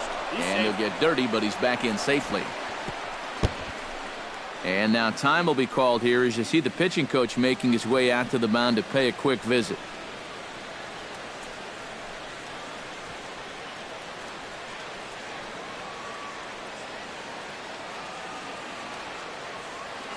Sabathia pauses. Here's the first pitch. First pitch fastball off the plate there, and it's ball 1. Seems like they're showing a lot of faith in this guy, leaving him out there. And I think you appreciate that as a pitcher, but sometimes when you don't have it, you don't have it. Looks like this is going to be one of those times. Gardner going back. He tracks it down, and that will end the inning. So they strike for 3 runs on 5 hits, no errors, and a couple of men left on. 2, 3, and 4 due up in the home half of the 6th. It's the Blue Jays 7 and the Yankees nothing.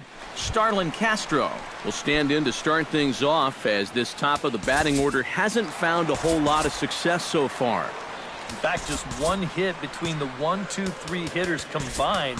So apparently the table setters have not been getting their chores done.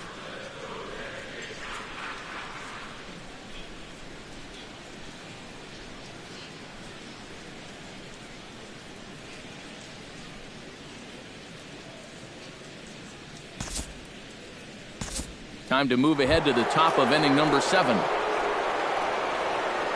Stepping in and ready for another shot, Ichiro Suzuki. He'll try to follow up the double in his last at-bat with another big hit right here. And remember, he jumped all over that first pitch, so don't be surprised if he does it here again. This one's flared toward left center. Here comes Gardner.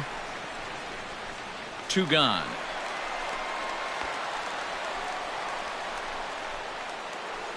Devin Travis will stand in looking for home run number 3 as we take it back to inning number 4. And this was his 2nd home run of the game as he's been dialed in so far in this one. Runners off for second. Pitch is a cold strike. The throw not in time as he steals second. And even with a 5-run lead, you've got to play with the mindset that no lead is ever safe. So that's a good job right there, taking second and getting yourself into scoring position.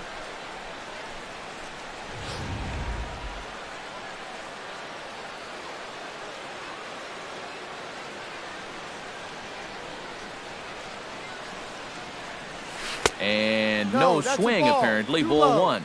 And some action out in the Yankee bullpen now as a right-hander starts to loosen up. Lofted in the air out toward right center. Ellsbury on the move, but he won't get there. It falls in.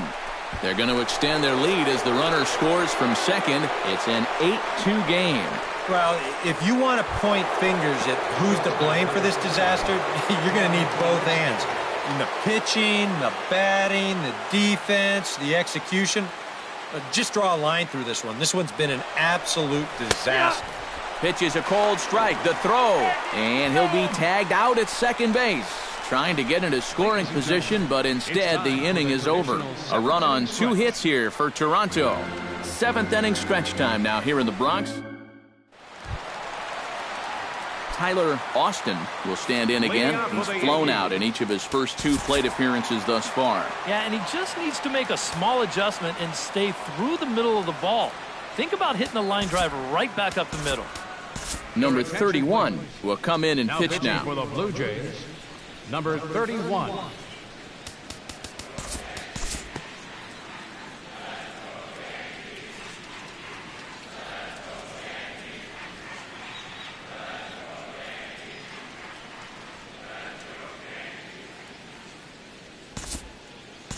We'll look ahead now and pick this one back up in the top of inning number 8.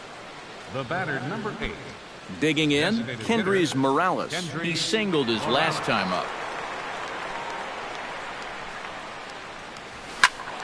Behind on that one, now behind in the count, 0-1.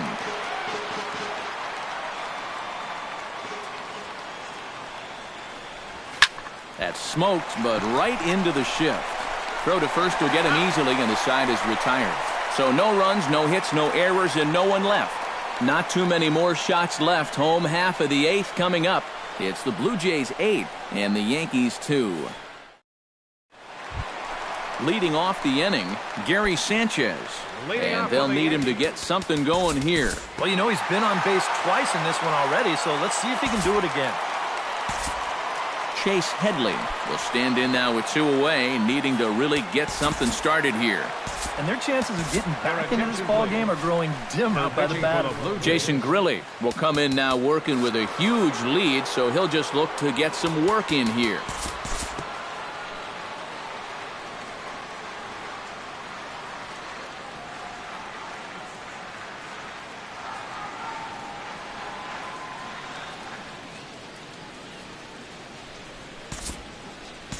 We'll move ahead in this one and pick up the action in the bottom of inning number 9. Now batting, Jacoby Ellsbury ready to take another shot. Went down on strikes his last time up. Ready with the first pitch. Here it comes. And look out as that fastball ran in and got him. Ouch, bang. The left fielder, number 11, Brett Gardner will dig in. He doubled his last time. Boy, he had a... Oh, that ball comes in and gets him. Well, that lack of control is becoming a big factor here in the inning. That's the second man he's hit here so far, so he's going to need to figure things out pretty quickly before this gets out of hand. Starlin Castro will stand in now, and hey, give these guys credit. They're not going down without a fight. I'll tell you what, they're not too far away from making a game out of this one after all. Watches a fastball right there for strike 1. Yeah, even with 2 on and 2 away, this is not a guy that's going to back down out there. He comes right after him with a fastball, and he gets ahead. Back in standing. Simple throw over there. 2 down, runners at first and second. Jammed him a bit there as it's fouled at the plate.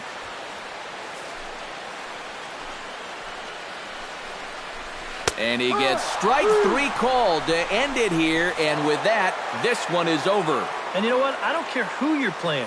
You know, it's never easy to go out on the road and win any game.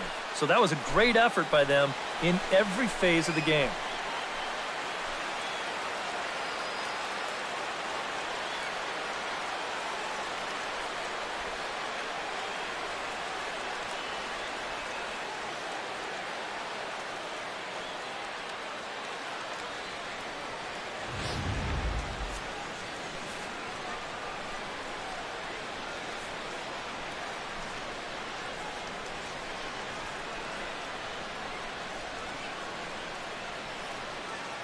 So a good offensive showing for these guys, but if we had to pick one player that stood out, that's our man right there. He's our tops player of the game. Yeah, he delivered more than once with runners in scoring position. Finished with 5 RBIs, and that was more than enough to lead his guys to victory. So that'll just about do it. For Eric Karros, Steve Lyons, and our entire crew, I'm Matt Vasgersian. This has been a presentation of MLB The Show. For more, don't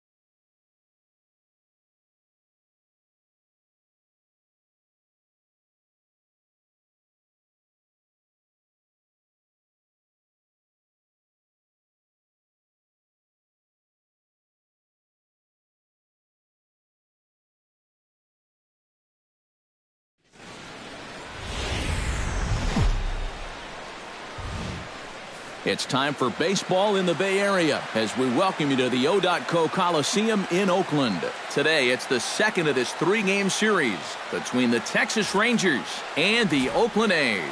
It'll be fun watching these two swing it all series long. First pitch is next. Sonny Gray gets the starting nod for the A's in this one. What's your take on him, EK? Yeah, Matty, he pitched well enough in his last outing to get the win. They'll take that again here.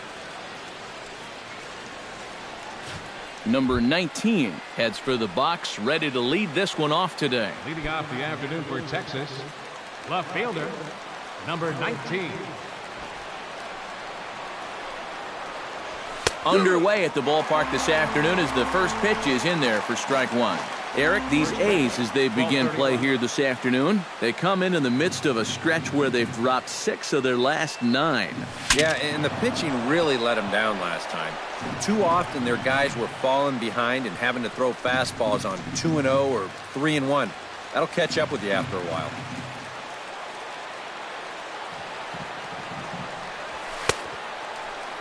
And a check swing here. Did he go around? No, says third base umpire Clyde Washington. It's ball one.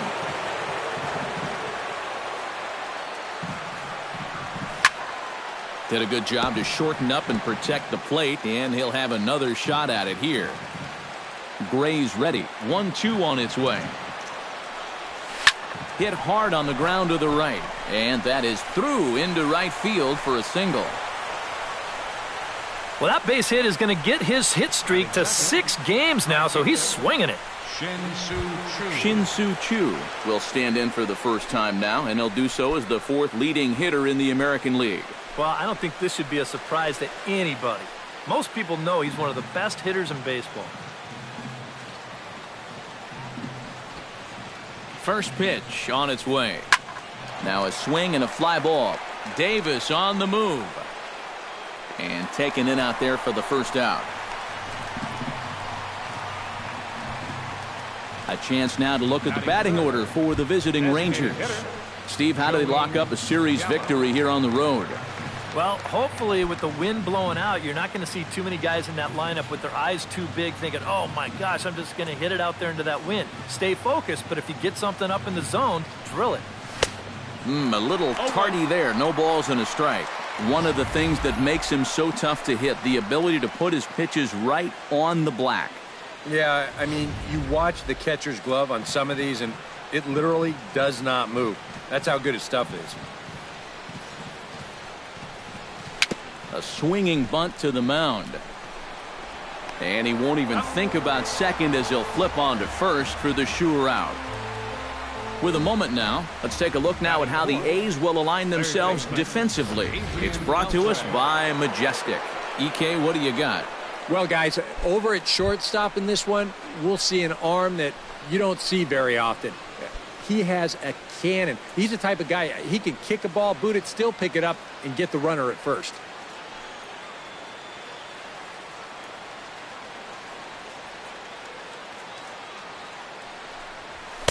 And that's high for a ball, 1-0. And there are the AL home run leaders we alluded to a moment ago.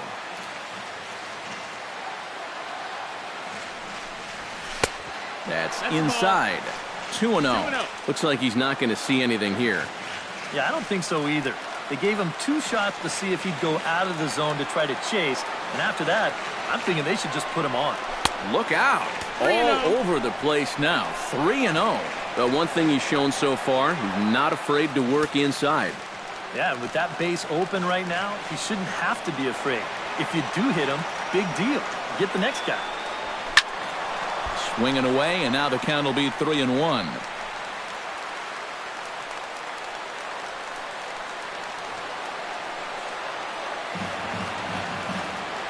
Here comes the 3-1 pitch. Skied into straightaway right. Joyce is there. And the inning is over. 1 left for Texas. It's the Rangers 0. A's coming up on Major League. Cole Hamels gets the starting assignment for the Rangers in this one. EK, what's the word on him? Well, guys, his whip is above league average. Been dependable, but does run into some trouble. So we'll see how he fares in this one.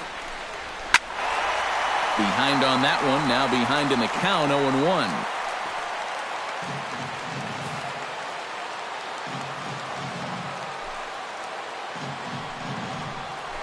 0-1. Another one fouled off, and he's quickly behind 0-2. Into the windup. Here comes the 0-2 pitch. And they really bunch him up on that one as he swings and misses for the first out. With that, let's look at the starting lineup for the hometown A's. Steve, what are they going to have to do to force a rubber match in this series? Well, you know, guys, I think this one could be a slugfest. If you get to the starter early and you continue to beat up on that bullpen, goodness, you could score a ton of runs.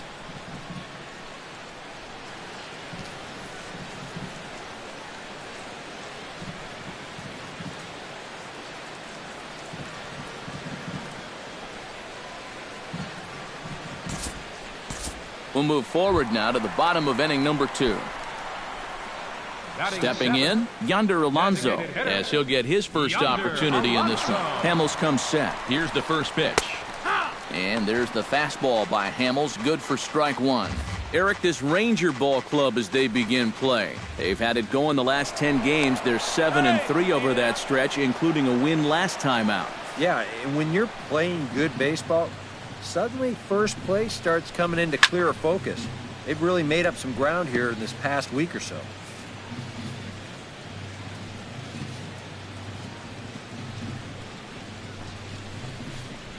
Goes the other way with it as this is in the air down the line in left. Number 19 is there, and he'll bring this one in. Now that we have a chance, let's take a look at how the Rangers will align defensively. It's brought to us by Majestic. Eric? Well, guys, this is a former teammate of mine, Adrian Beltre. He's one of the most reliable third basemen in the game defensively. Some guys just look comfortable in the hot corner, and he's one of them. And I got to add this, only guy to play third without wearing a cup. And that'll get down for a base hit. So now they'll have runners on the corners with 2 away. Yeah, this one looked like one of PK's 4 irons. He just kind of shanks this thing right down the right field line, but he manages to drop it just inside the chalk line, and that's a thing of beauty.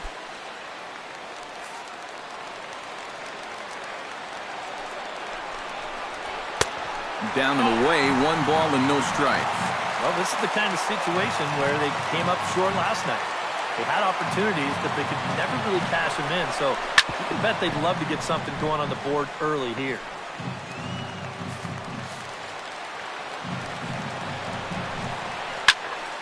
Fouled off again, and now he's in a 1-2 hole.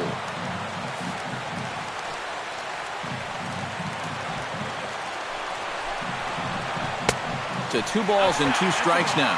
Yeah, and on 1 and 2, when you know the guy at the plate needs to protect, that's a great spot for that curveball. A lot of guys, they would have gone fishing for that. And the 2-out threat will not come to pass as the inning is over. A's strand a couple. We'll move to the 3rd with no score. Beautiful day here in the East Bay as we get a shot there of downtown Oakland, and the Bay set to go here in the 3rd.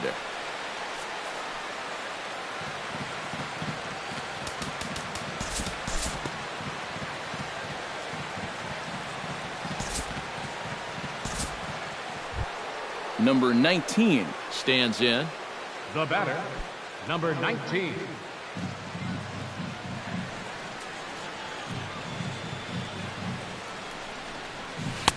And this is just off the outside corner for a ball, 1-0. No one out with a runner at second.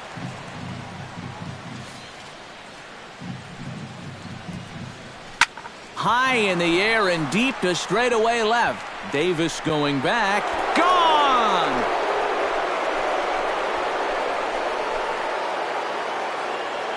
It's a 2-run shot to straightaway left. 12 home runs for him now thus far, as the Rangers have moved out to a 3-0 lead. Shin-Soo Choo at the plate now. as he'll pick on the first pitch and hit a ground ball towards second. Throw on to first, and they're finally able to get on the board here. There's one away. Designated hitter, Joey Gallo stands in. He's 0 for 1 after grounding out. Gray gets the sign and the pitch. Sends that one out of play for strike one. 0-1 pitch on its way. Hard hit ball to second. A leaping try, but it's out of his reach and into the outfield.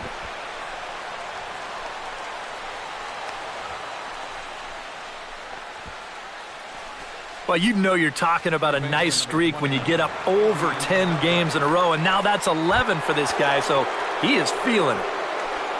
Striding into the box, Adrian Beltre. He flew out in his last at-bat. He's ready. Here's the first offering. And he gets ahead here with the fastball. Strike one. Yeah, the best way to neutralize this guy's power, just keep putting pitches right there. Now a fastball off the plate away. A ball and a strike. And I think that's been a big part of the problem so far. He just can't locate his fastball, especially in situations where he has to. The short hit hard. And that's through for a hit.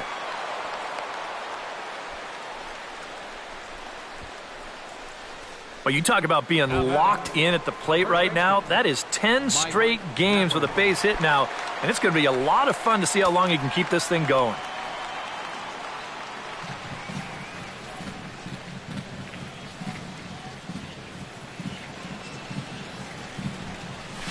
Out in front of it, strike one.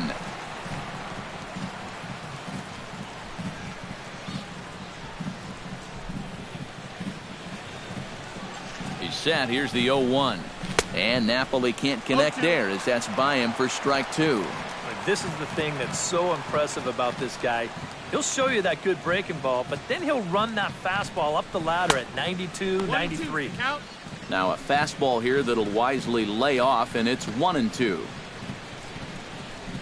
Has to be thinking strikeout here. Breaks his bat as this one's popped up. And he finds a way to focus on the baseball there as he has it for a big out number two. Rougned Odor stands in. The 8th man to bat in the inning as he'll get a shot now with 2 on and 2 out. Oh, this has been a very nice inning for them so far, but it still could get better.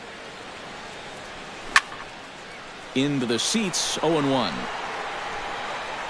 3 runs already home here.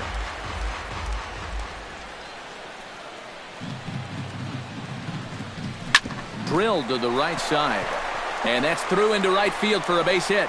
And they'll put the brakes on that runner at third, and that means the bases are loaded now with 2 away.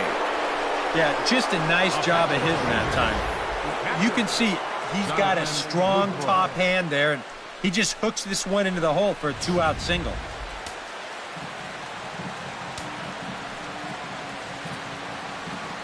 In is the catcher, Jonathan Lucroy. Swing and a liner. Foul. Looks like a right-hander's gotten up to throw now in the Oakland pen.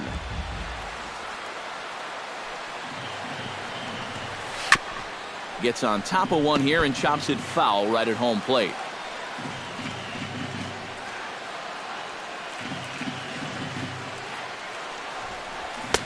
And smart to lay off there as the fastball misses. It's 1-2 now. And not only was that way high, but you've got to be careful not to airmail one over your catcher's head. Tried to hold up there. Appeal down to first, and no swing. It's ball 2.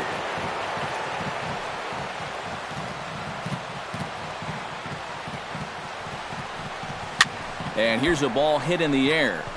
Joyce coming on, but he can't make the play as it finds the outfield grass. 1 run is scored. Just a little parachute shot out there into right field, but, you know, it's going to work for him as you see it get down out there, and that's going to drive in a run.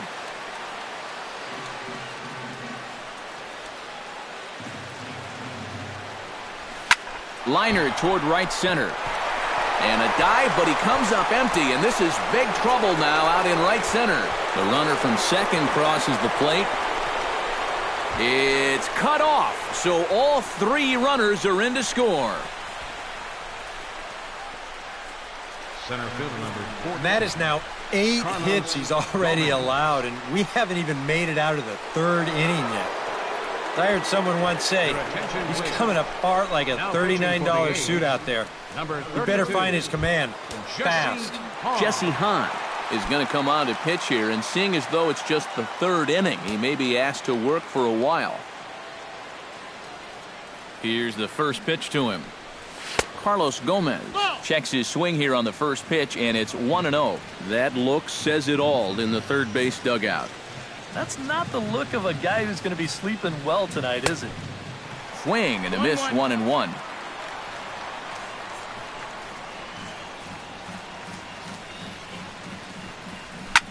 Ground ball sent back up the middle. He gets dirty, but he can't get there, and it's into center field. He'll come home with it, and they're not going to get him. He's in there at the plate. And on the play, the runner moves into scoring position now at second. And everything's going right for these guys right now. This has turned into an 8-run inning. They've just blown the doors off of this one. First pitch coming. Here it is. Hit hard on the ground to second. And it's in time at first, and finally, at long last, the side is retired. But not before they claim the lead here as they bat around and hang an 8. Rajay Davis will stride forward to lead it off, and I'd imagine he'll do so with some tired legs after being out in the field for that last half inning. Yeah, that was a killer. He could probably use a minute or two on the bench, but he gets pressed right back into action here.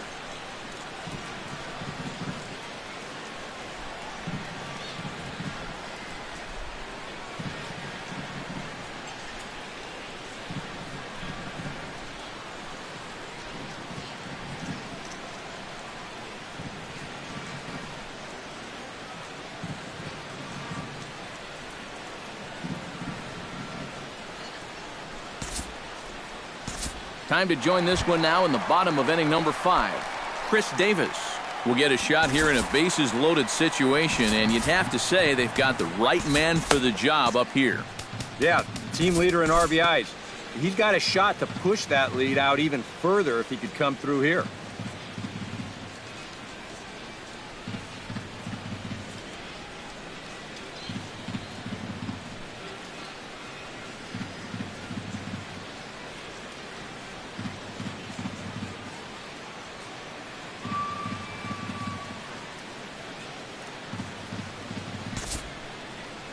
We'll move forward in this one and rejoin the action in the bottom of the 7th. Leading off the inning, Marcus Semien. And they'll need him to get something going here. Tony Barnett will get the ball now as he'll take over on the mound to start the home 7th.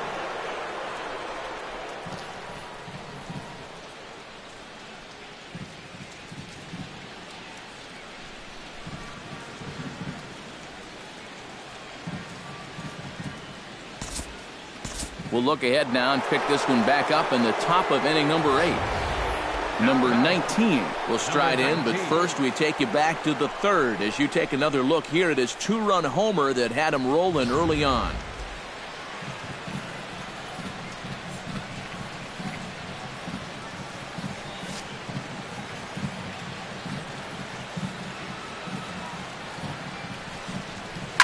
Hard liner toward short. Throw back to second, and that's a double play. So it's no runs on a hit, no errors, and a man left. Not too many more shots left. Home half of the 8th coming up. The Rangers leading off the inning, Trevor Plouffe, and they'll need him to get something going here. Oh, you're facing a pretty big deficit in this game, so they need to start clawing their way back.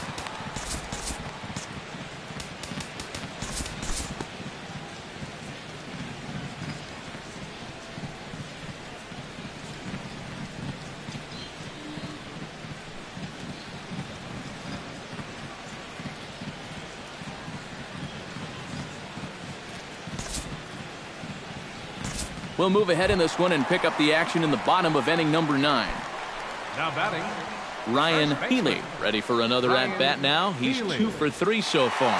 Into the windup and the pitch. Fastball in there for a called strike. Cole Hamels in line for the victory should the lead hold. Bases are empty here with 2 men out.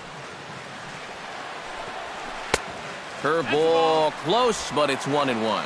Well, you know, if there's anybody in this lineup capable of getting a rally started, this is the guy right here.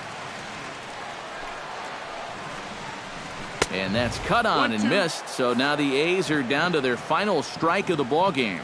You know, a lot of times with a sinker baller out there, you just... Swing and a miss. He struck him out, and that'll do it here as the ball game is over. Well, you know, this one was pretty much over early on. A huge third inning is all they needed to cruise to this victory.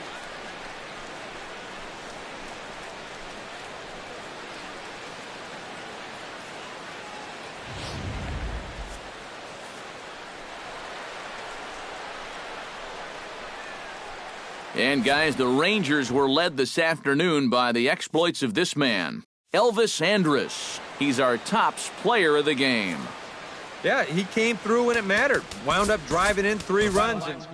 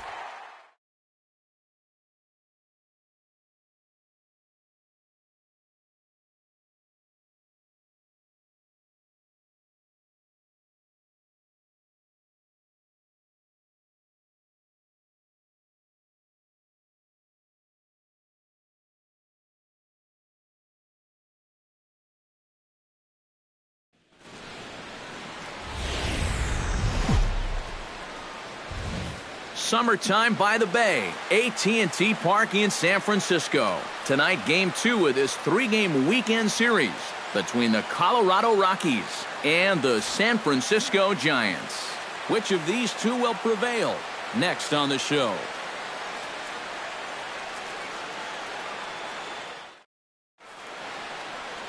Johnny Cueto is on the mound for Game 2. Eric, any thoughts? Well, guys, he's having a real consistent year. He's got an ERA under 3. Anytime you're doing something like that, you're doing just fine. DJ LeMahieu heads for the batter's box, and we are just about ready for some evening baseball. And the first pitch of the ball game here is taken for a called strike 1. Hit hard on the ground towards second, fielded by Panik, and he's retired here, 1 away. And a moment now to peek at the Rockies starting lineup. How do they get back into the win column, Psycho? Well, Matt, this team has elite speed, so all you have to do is keep the ball on the ground, focus on hitting line drives, and play small ball. Charlie Blackmon stands in as he looks at a called strike. And he falls behind 0-2.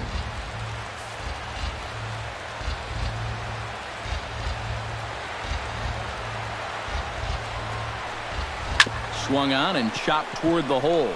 Belt has it. Throw just does beat him to the bag, as that was pretty close. And with that, let's take a look at the Giants lineup defensively. It's brought to us by Majestic. EK, what do you got? Well, Matty, Brandon Crawford continues to get better and better each year. Won the Gold Glove at shortstop in 2015. Really just continuing his improvement from his days at UCLA.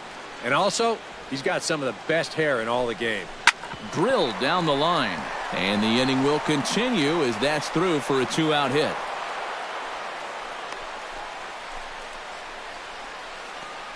And even if this doesn't lead to a run, it's important not to let this guy get out there and skate through the first inning, throwing as few pitches as he has. If nothing else, maybe you force him to throw another, 5, 6, 7 pitches to the next hitter. First pitch hacking here, and that's the first strike. That's over, but low. It's a ball and a strike. So let's take a peek at the umpiring crew in this one. Behind the plate is Ricky Holiday. Well, kind of strangely, Holiday has a bit of a reputation for rewarding the high strike.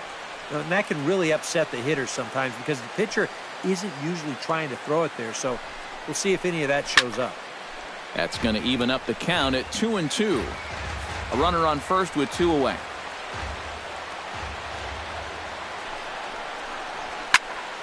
And another foul ball.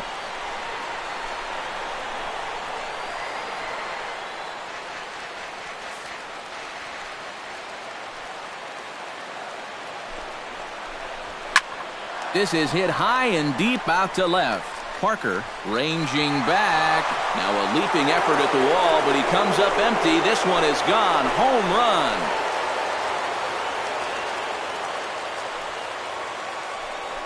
It's a 2-run shot to straightaway left, and even 20 home runs for him now thus far, as the Rockies have taken a 2-0 lead. Oh, and you know what? I think he's going to kick himself out there in left field when he watches the tape replay and realizes just how close he came to robbing this home run. I don't think he quite got the timing down right, because if he had, I think he makes this play. Instead, this is going to sneak over the wall for a home run. Had him reaching that time. It's strike 1. 2 out, nobody on.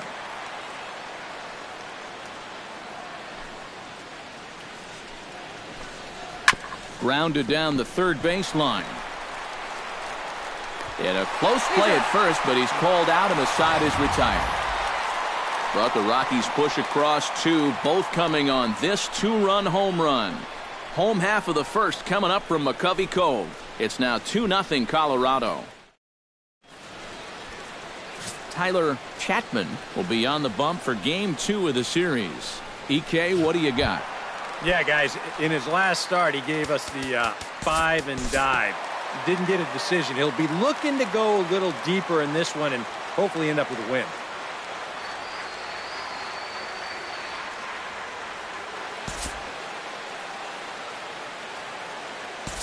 We'll jump forward in this one to the top of inning number 2.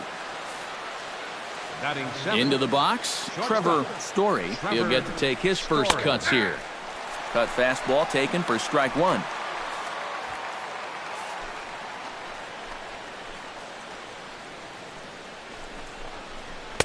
Here's one that misses high. It's 1-1.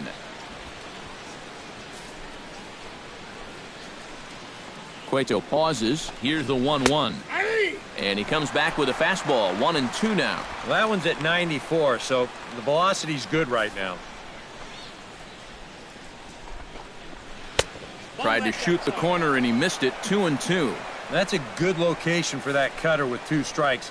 He's either got to take that and hope it's a ball, or he's got to foul that thing off. Now the fastball is right by him as he swings and misses for the first out of the inning. And if you're looking for round numbers, that's strikeout number 100 for him now on the season. Now, that's a number that I know he would like to cut down on, but sometimes you just got to take the good with the bad.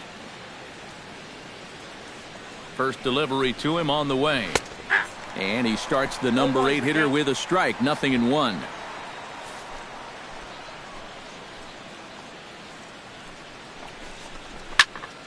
And it's quickly 0-2. 1 out and a runner on second base. And the slider gets him swinging. 2 gone.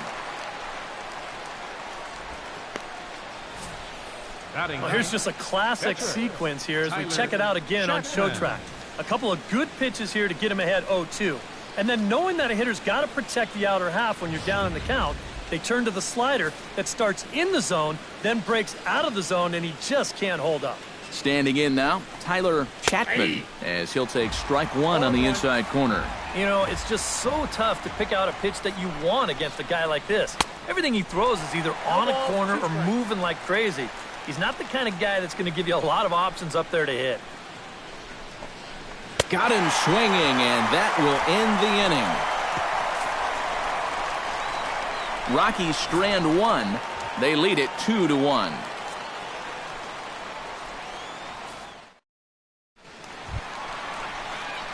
Jarrett Parker strides into the box now to lead off the home half of the second inning.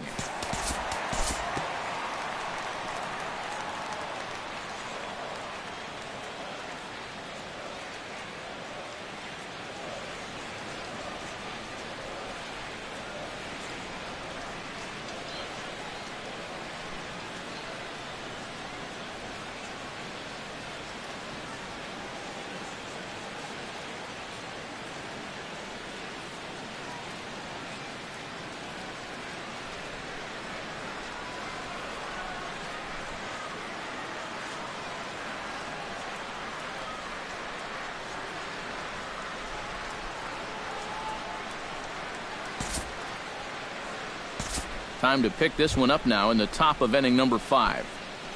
Now batting, Tyler Chapman comes to the plate, possibly receiving a bunt sign in order to stay out of the double play.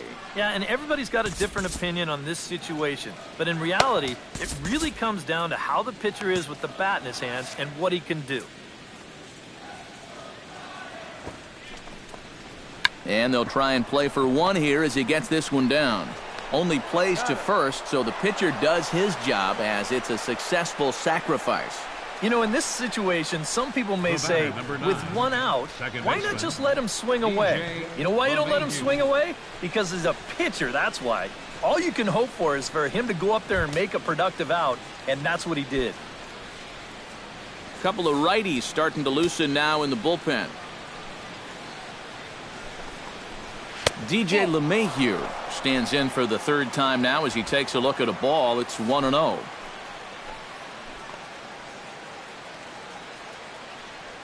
Looking to keep this a 1-run game, and he won't bite at that one either. It's 2-0.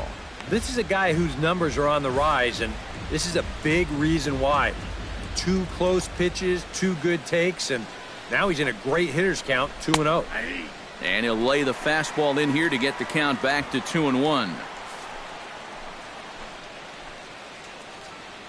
He's set, and the 2-1 pitch. Grounded to third. And he'll just slap the tag on the runner between second and third to end the inning. One left for Colorado. They still lead it 2-1.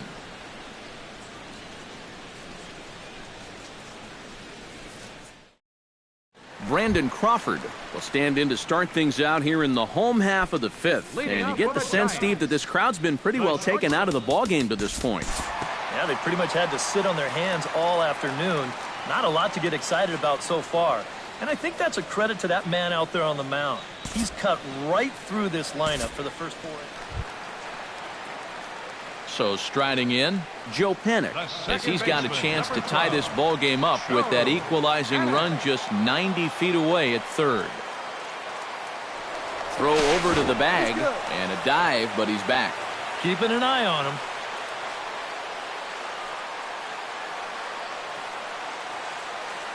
Trying to hold the lead. And a high strike there, 0-1. The pitch count there, 1 pitch into his 5th inning of work. Not much of a concern, I wouldn't imagine.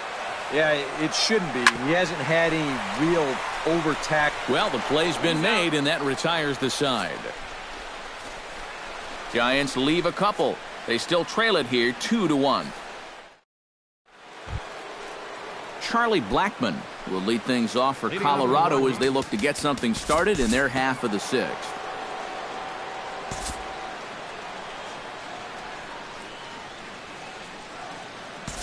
And this is a guy that can make a big change in this game with one swing of the bat because you know he has big-time power.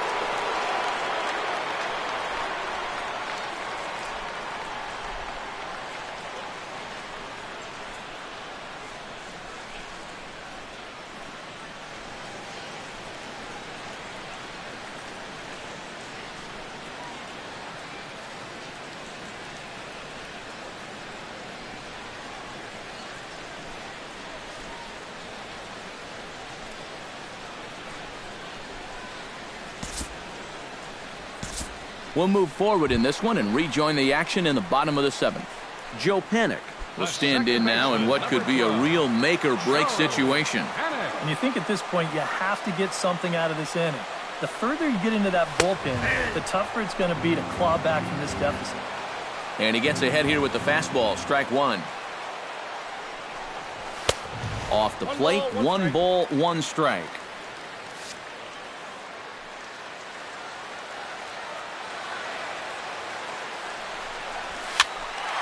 A little behind on that swing, and now he'll try to shorten up maybe and protect the plate. Has to be thinking strikeout here. And a slider runs away from him there, and the count levels at 2-2.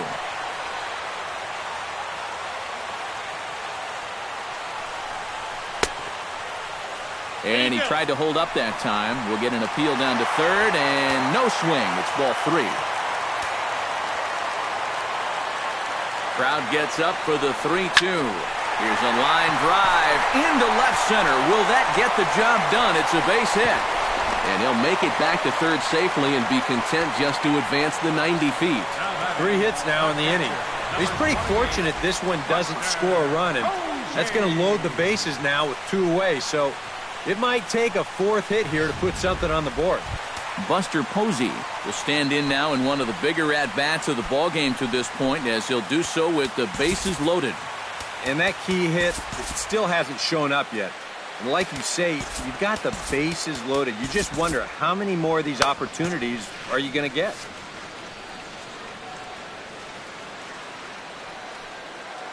First pitch on its way. Lifted in the air out towards left center. Blackmon's after it. And that retires the side. Mission accomplished that half inning for the Colorado bullpen. We'll look ahead to inning number 8 now. Rockies lead this one 3-1. Gerardo Parra is going to be asked to get things going here as a lead off the top of the 8th. Gerardo Parra.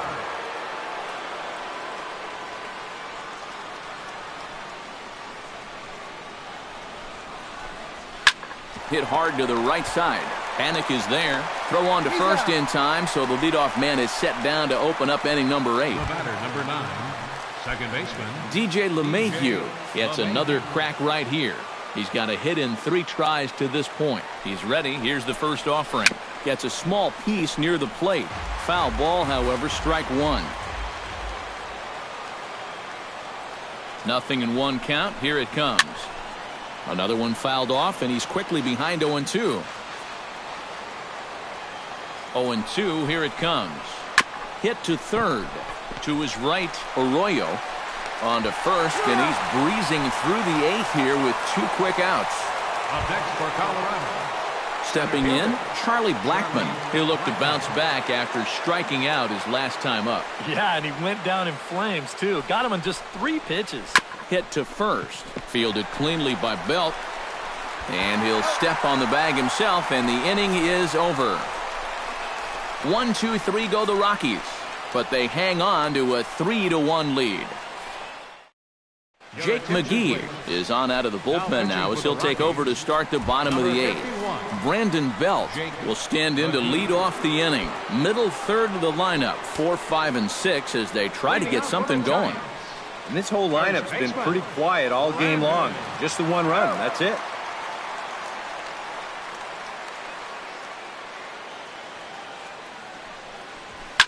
Pulled toward right center field. Blackmon is there to put it away, and on 1 pitch, Belt is retired. Up next for the Giants, left Jarrett fielder, Parker will stand in, one of the few guys not to join the hit parade so far. Yeah, guys, he's got to be feeling a little bit like that dog that gets left out in the rain while the rest of the family's inside by the fire. I guess he's just not seeing what everyone else is. Jay Hong will move into the on-deck circle now to try to get something started here with 1 gone in the inning.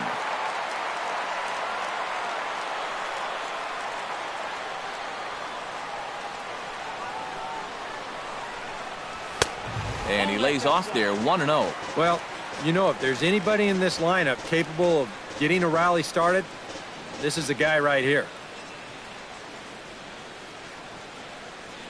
8th inning of this low-scoring affair. 3-1 our score.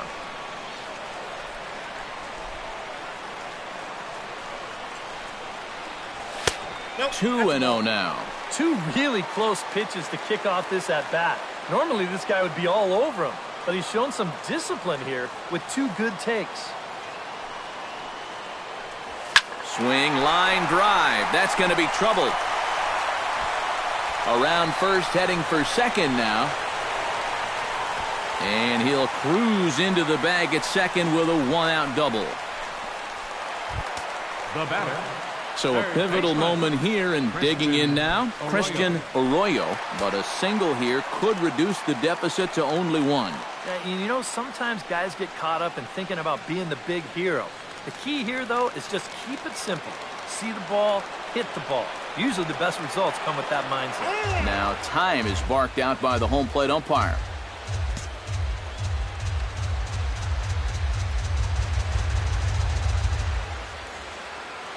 McGee comes set. First pitch on its way. And he starts him out with a strike on the outer half. That thing's coming in there hot. 96 miles an hour. Now a check swing, but he holds up in time. Ball 1. Well, it's a huge difference between being 0-2 and 1-1 as a hitter, especially against a guy like this on the mound. So that's a good job to hold up on that pitch. Well, they'll run this one in on him, and he can't connect, so he finds himself down 1-2 now. High strikes, probably not on the docket for places he wants to be. Yeah, I mean, it's no secret. You've got to keep the ball down against a team like this.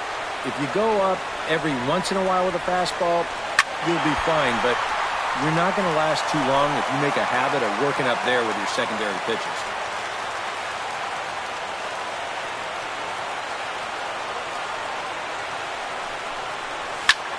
High in the air into shallow left center. Blackmon shading to his right. 2 down. And no tag at second. He'll head back there with 2 away now. Brandon Crawford ready to take another shot. Went down on strikes his last time up. Yep, they sent him packing last time, so maybe they have a pretty good idea of how to attack him again right here. Now he'll step out at the plate and reassess things here.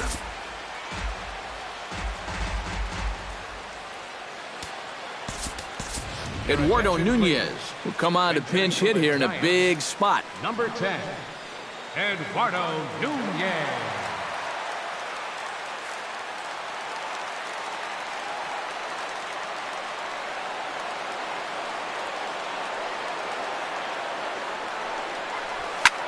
Pitch swung on and hit in the air. Blackmon is under it. No trouble with this one, and the inning is over. One left for San Francisco. They still trail it here 3-1. The Bay Bridge, and at the other end, the city by the bay as we continue tonight's ball game from AT&T Park. Jay Hong will stay in the ball game now and take over in left field. Eduardo Nunez will stay in the ball game as a new shortstop. Nolan Arenado will stand in now to lead things off, and he'll do so with the same pitcher still out there. Seems he's earned himself another inning. I think that's a definite vote of confidence, but he's done a nice job since coming in, so you might as well ride that hot hand.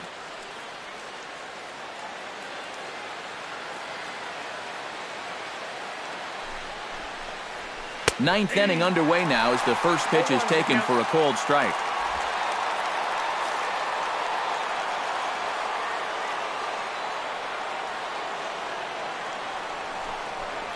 Oh, and he was fooled that time on the pitch away as he went around for strike two.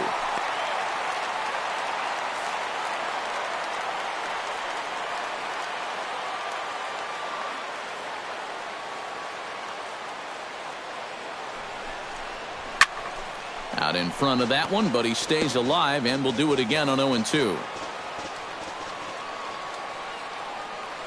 On its way, the 0-2 pitch.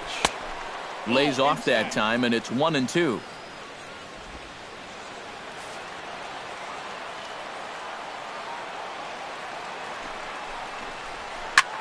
Sent in the air out to straightaway center. And this is handled out there by Span for the first out. The right fielder, number 5, Carlos Gonzalez. Carlos Gonzalez strides into the box now. Launched one over the wall back in the opening frame.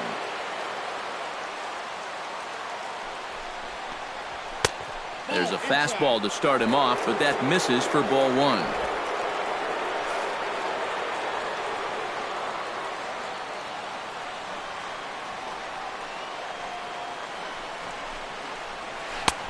And he lays off here as well. It's 2-0 now to the Colorado right fielder. And on 2-0, this is where he's the most dangerous up there. I know it's a fastball count, but I would maybe think about something else. And that one's wide of the mark, ball 3. He knows the drill out there. You've got to make him swing the bat. To not be giving up walks at this stage of the game, because those could be fatal. Gonzalez able to lay off, and he's aboard after working a base on balls. And once they fell behind in the count, I think this is a case where they just say, look, you're going to have to fish for something because we are not going to just lay one right in there for you. Probably not a bad decision against a power guy like this. Settling in now, Ian Desmond. He got called out on strikes his last time through. Yeah, and hopefully he got that out of his system. They really need him to come through right here. In there at the knees, strike one. Getting that first pitch strike is so important against a guy like this. You have to be able to work ahead in the count and not let him dictate the at-bat. Oh, and this at-bat is quickly moving from bad to worse. It's 0-2 now. Oh, man, what a perfect pitch right there in a perfect spot. And that's exactly how you have to attack a guy like this. He wasn't even close on that pitch. The 0-2 home. Got him on a good slider there. Swung on and missed as he's down on strikes for the second time tonight. I don't think it's at all surprising about where these three pitches are going to be located. As we check them out here on Show Track, you're going to see all three pitches right down around the knees or lower. Now, they didn't get the ground ball that they were looking for, but guess what? Consolation prize, you get the strikeout. Stepping in now, David Dahl, as he will take strike one on the fastball here. No balls and a strike.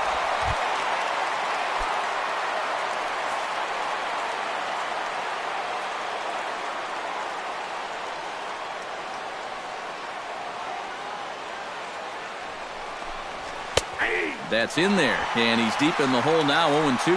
Well, no taking now. He's going to have to swing the bat. 2 out with the man at first.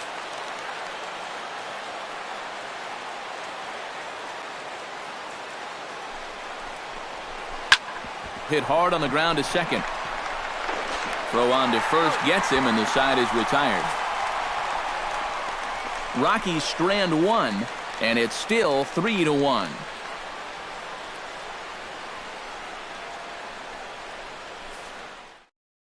Greg Holland is on now to try to close things down here in the ninth. Number 56, Greg Holland. Leading off the inning, Denard Span, as they'll look to get something going here and even this game up. Now a right-hander has started to get loose in the Colorado bullpen. First pitch is a slider down low. It's 1-0.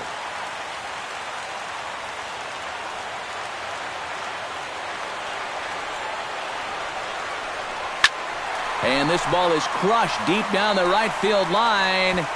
And he will make the running catch here deep into the corner. Not an easy play by any stretch, and that's the first out. And this is not an easy play here in right field because he knows that that sidewall is approaching fast, but he's able to concentrate on the ball and check out the wall at the same time, and he makes a nice running catch near the line.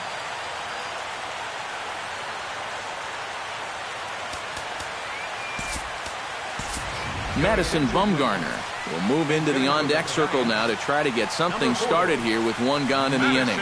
Bumgarner.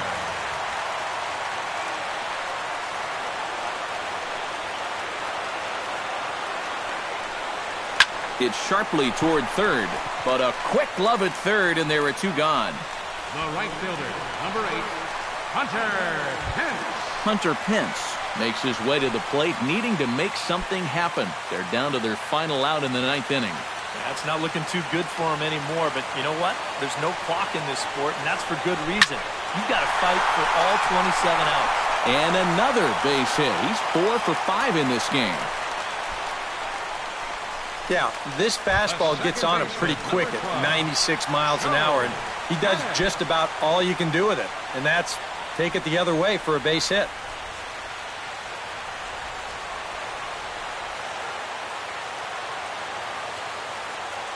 Holland pauses. Here's the first pitch. Now a swing and a ground ball. This should do it. LeMahieu's got it. Throw to first here. He'll be in time for the final out, and the Rockies will put an end to their 3-game skid as this ball game is over. And you know what? I don't care who you're playing. You know, it's never easy to go out on the road and win any game. So that was a great effort by them in every phase of the game.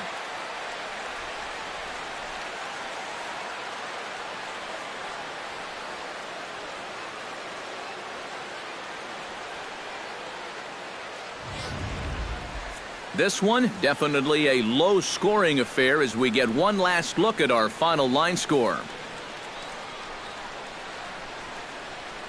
Not a lot of offense in this ball game, but what offense was provided came primarily from this guy, our top player of the game. Yeah, you see a couple of hits for him in the ball game. This one was tight throughout, but in the end, he really helped lead his guys to this victory. So that'll just about do it. For Eric Karros, Steve Lyons, and our entire crew, I'm Matt Vasgersian. This has been a presentation of MLB The Show. For more, don't forget to check out theshownation.com. The Rockies come out on top 3-1. Good night from San Francisco. Time of the ball game, 2 hours and 33 minutes.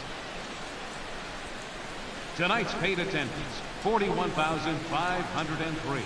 The Giants thank you for attending tonight's game at AT&T Park and remind you to please buckle up and drive home safely. Good night.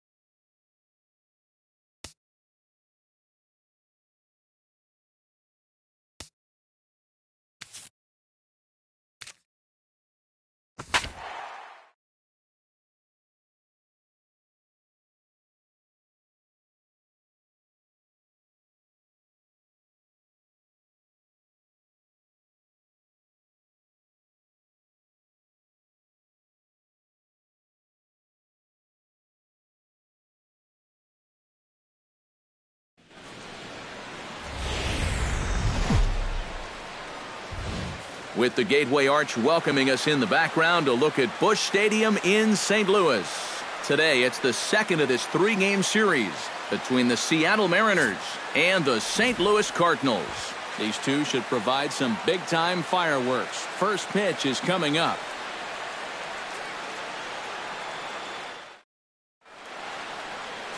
Adam Wainwright, a right-handed Georgia native, gets the starting nod. What do you have for us on him, EK? Well, Matty, you take a look at that whip right there. Excellent. Just allowing a bit over a base runner per inning. We'll see if he can continue that here in this one. Jean Segura makes his way to the plate, and we are ready for some daytime baseball. Number 21. And we're underway as the first pitch is a check swing, but a called strike, 0-1. Eric Karros, we take a look at this Cardinal ball club as they enter play this afternoon. They enter this one off a loss after winning 5 of 7 prior to that. Yeah, they still find themselves stuck in 3rd place in the division, but this is an important stretch for these guys, and if they can string a few victories together, they've got a chance to get back into it. Batting second, Leonys Martin gets his first shot now, and he's working on a modest 5-game hitting streak. Segura runs. Oh, and he lays one down here, and this is going to be a tough play. Throw on to first, so the sacrifice is successful. A moment now to give you a look at the Mariners starting lineup. Eric Karros, who you focused on. Well, I love what Kyle Seager brings to the table for this team. His on-base percentage is over 400 the last 10 ball games. Done an excellent job of finding ways to contribute, getting on base, and setting up the guys behind him for run-scoring opportunities.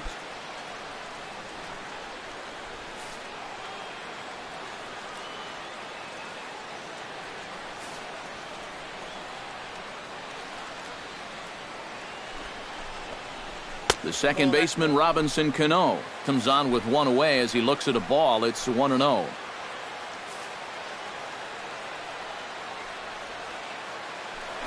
A throw behind the runner at second, and he's back standing. 1 out and a runner on second base. And a strike to even the count. 1-1.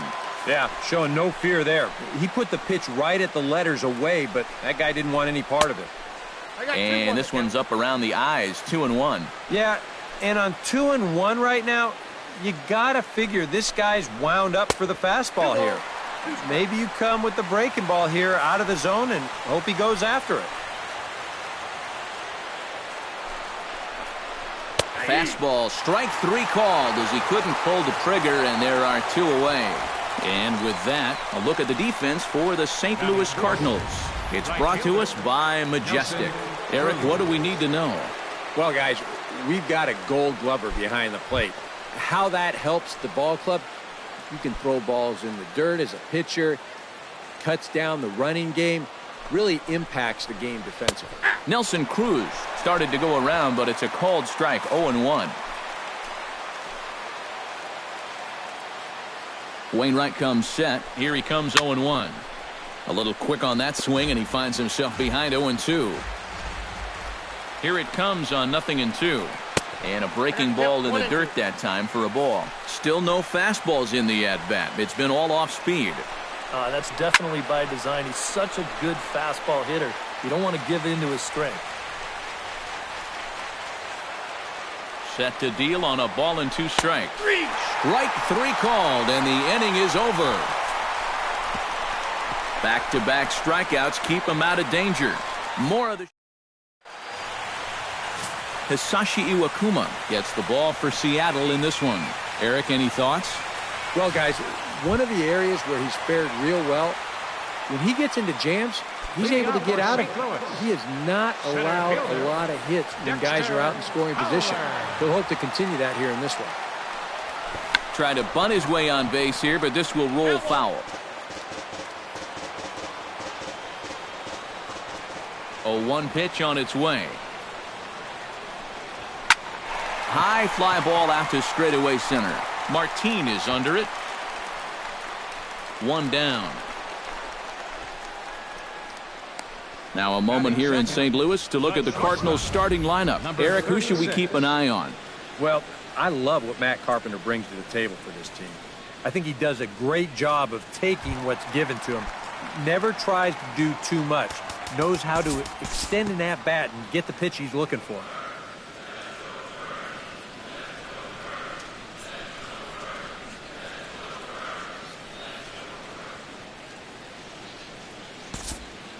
We'll jump forward in this one to the top of inning number 2. Kyle Seager will stand in. He comes off an 0 for 4 in last night's ball game. Well, that was a rough one yesterday, but he's still hitting over 300 in his last 10 games. Pitch swung on and hit in the air. And a dive, but he can't pull it in out in right center.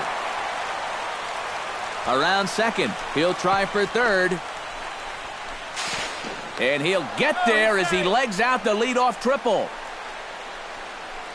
You want to talk about throwing a pitcher out of his rhythm? This is the first pitch of the inning, and no one's going to run this thing down. So when the dust settles, this turns into a leadoff triple.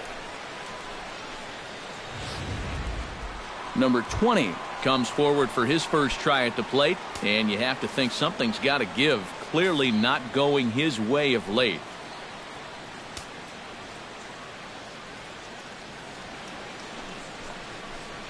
Nope, and a fastball close, but ultimately ruled a ball, 1-0.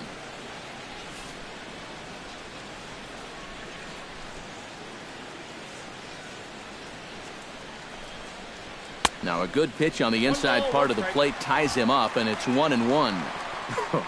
That got in his kitchen big time right there.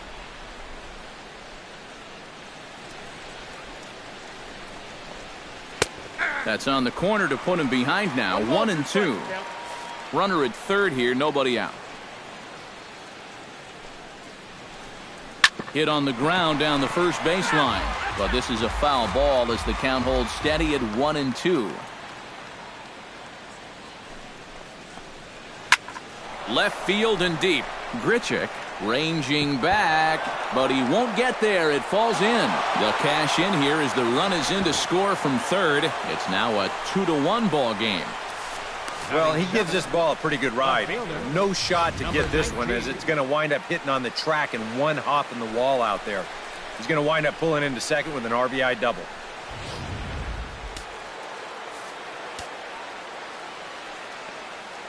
Stepping in now, number 19, as the first pitch to him is in there for a called strike one. Batting average down in the low 210s. 11 home runs, and he's driven in 24. Takes this the other way to right, but this is right at him in right field as he hardly has to move to take it in for the first out. And the runner, not tagging, will retreat to second base.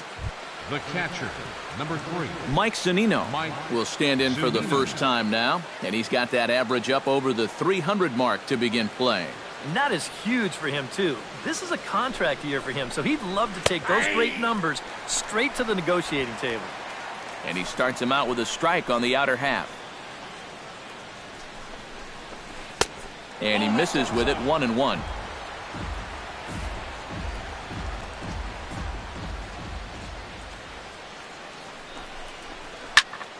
A little behind on that swing, and now he'll try to shorten up maybe and protect the plate. Ready to deliver the 1-2. That's ball 2. To 2 balls and 2 strikes now. Boy, that's a good take there. I don't think I could have laid off that one. Popped up. Wong is there for it. Makes the play, and there are 2 gone now. So striding in, Hisashi Iwakuma, as he'll look to bring home that tying run from second with a base hit into the outfield. Into the seats, 0-1.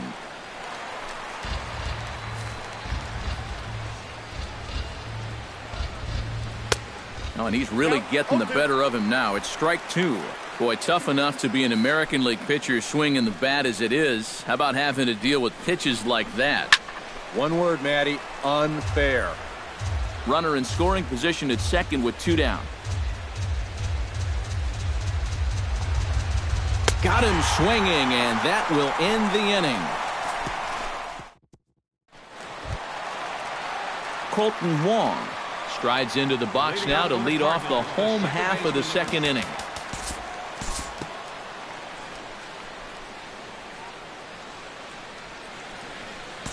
We'll jump ahead and pick this one up in the top of inning number 3.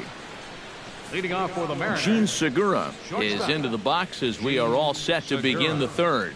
And guys, this is the guy you want leading off this inning. He's your leadoff man, so maybe he can get things started, set the table for a little bit of a rally. And that's in there as well. 0-2 now. 2 pitches right on the outside corner. If he's going to keep looking at him, they might as well just stay out there. Why not? Chopped weakly to the left. And the throw is not going to be in time as he's able to reach base safely. Hold on here, though. You can see the skipper heading out of the dugout now, so that very close safe call might be challenged. Yeah, I wasn't so sure about him being safe either, but here's one more look at it right here. Tough to tell for sure from that angle. We'll have to wait and see what the signal is from the dugout. And that's a thumbs up from the bench, so they will challenge the call on the field. So the umpires on replay duty in Manhattan will now review the play from all available angles in order to make the final decision. The Cardinals are challenging. Okay, well, we're going to get one more look at it right here. Is there enough video evidence to overturn this call? Yeah, I think that shot right there makes it look like he might have been out, so this might be a well-used challenge. Okay, so it looks like the umpires are wrapping up their decision, and off comes the headset, and he's out. So the original call is overturned, and instead of having a base runner at first, the bases will now be empty. Has been overturned, and the batter ruled out.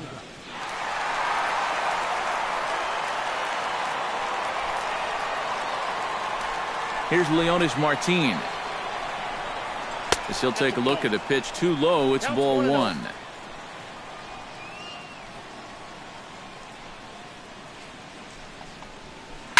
Slapped hard the opposite way, but pretty much right at the left fielder as he takes it in for the second out. Robinson Cano in now. He went down looking at his first trip to the plate. And he was absolutely frozen with a good fastball, so let's see if he's a little more aggressive on that pitch this time. And a sinker dips too low there. Into the dirt, in fact.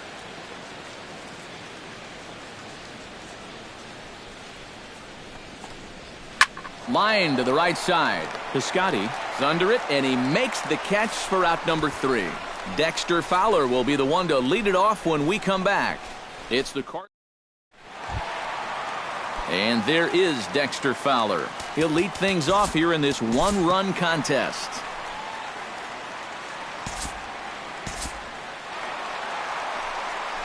Into the box, Matt Carpenter. He went deep in his first at-bat. We'll see what he's got in store for us here. I can't imagine they're going to give him anything to hit this time around. Iwakuma comes set. First pitch on the way.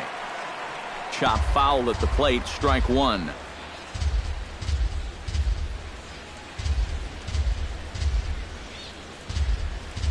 Pitch out, nothing doing. A 2-1 score here as we play inning number 3.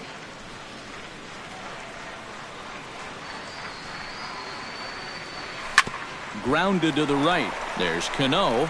Segura for 1. On to first as they get the double play to get him out of the inning. 4-6-3. They roll it up to get out of the jam. More from the show. Saturday Baseball following this message and a word from our local stations. Nelson Cruz is ready here as we begin the top of the 4th. And in a pretty close game so far, they'd love to see this guy get on base so they can get a rally started to get back in this thing. Up and away to start the inning. It's 1-0.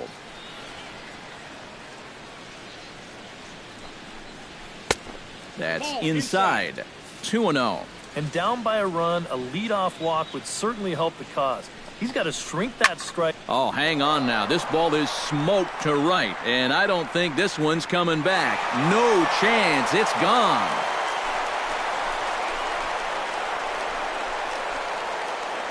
A solo home run from Nelson Cruz.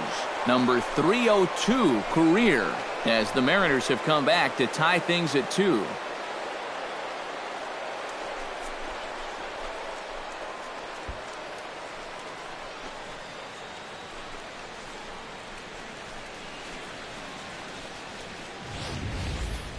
Wow, he has proven to be a real nuisance in the first 2 games of this series.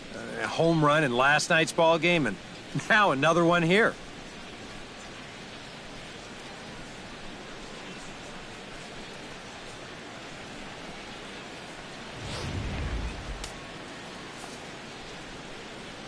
The batter, number 15, third baseman. Here's the third baseman now, Kyle Seager, as he'll take strike 1 on the inside corner. The tail of the tape on that last home run, 410 feet. Just a bit late, and he's fallen behind 0-2. Well, when you plug Kyle Seager into your lineup, you can pretty much pencil in 20 home runs plus and anywhere from 70 to 100 RBIs, and that's a very productive hitter. Protecting on 0-2, so we'll do it again. And Seager had another solid year in 2015. You're right, Matty. He had career highs in both homers with 26 and doubles when he hit 37 that year.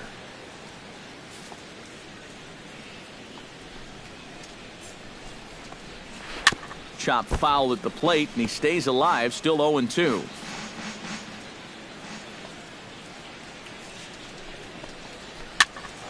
Popped up, calling for it. Jerko, 1 out.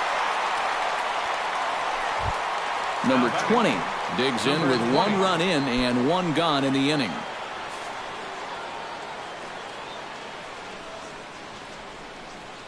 Wainwright's ready. Here comes the first pitch. And he'll lay off a first pitch sinker, missing down and in for a ball. 1-0. Chop foul right at home plate. It's strike 1. Even at a ball and a strike. Here's the pitch. And now a curveball that's low and in the dirt for a ball. It's 2-1. And after that double in his first at-bat, you can tell they're approaching him with a bit more caution here. Well, they should. Unable to get the bat around in time, and the count evens at 2-2. And he gives this one a pretty good ride down the left field line. And that nearly broke our tie, but instead it's a foul ball. Ready on 2 balls and 2 strikes. Here it comes. And good patience to hold back on the curveball in the dirt. It's full now, 3-2. Well, when you have a guy 2-2, you can throw something out of the zone, try and get him to chase. But when it's that far below the strike zone, it becomes a lot easier to lay off. Well, he's made 5 or 6 quality pitches in this inning, but he just made the one bad one. And you can bet that's the one he's going to remember when he gets back to the dugout. Good job here, though, because he bounced back to retire the next 2 guys that he faced. Number 19 is at the plate as he watches ball 1. Hits are now even at 4 apiece. And he won't bite at that one either. It's 2-0.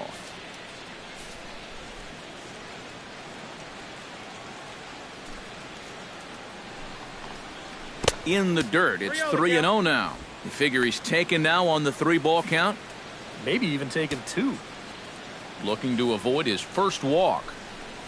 And that misses for ball 4.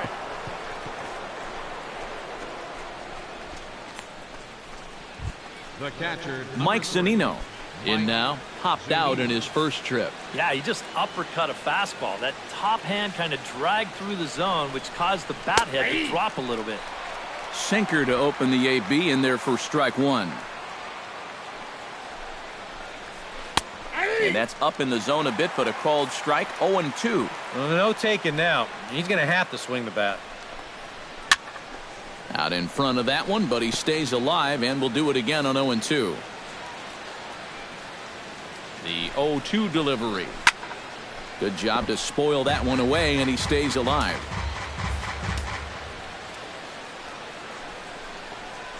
And a sinker dips too low there. Into the dirt, in fact. Man at first with 2 out in a 2-2 ball game. Good swing on a tough pitch, and he'll stick around to see another one.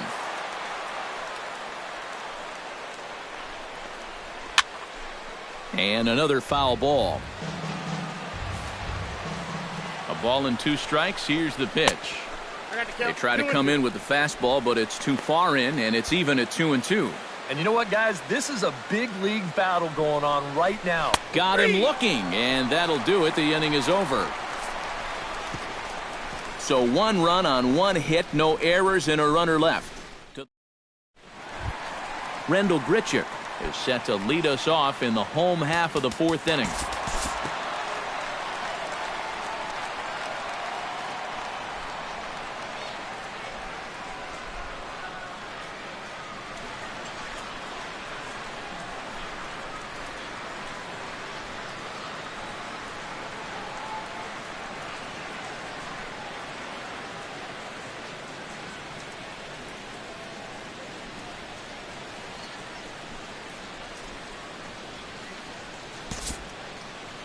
Due to time constraints, we'll pick this one up in the top of inning number 6. Number 20 will dig in, 1 for 2 with a double in this one.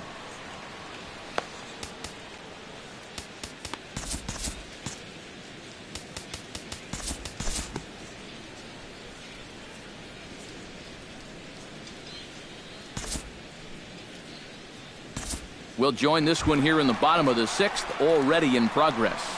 Third baseman, number 3. Into the box now, Jed Jerko. He scored after reaching on a walk in his first at-bat.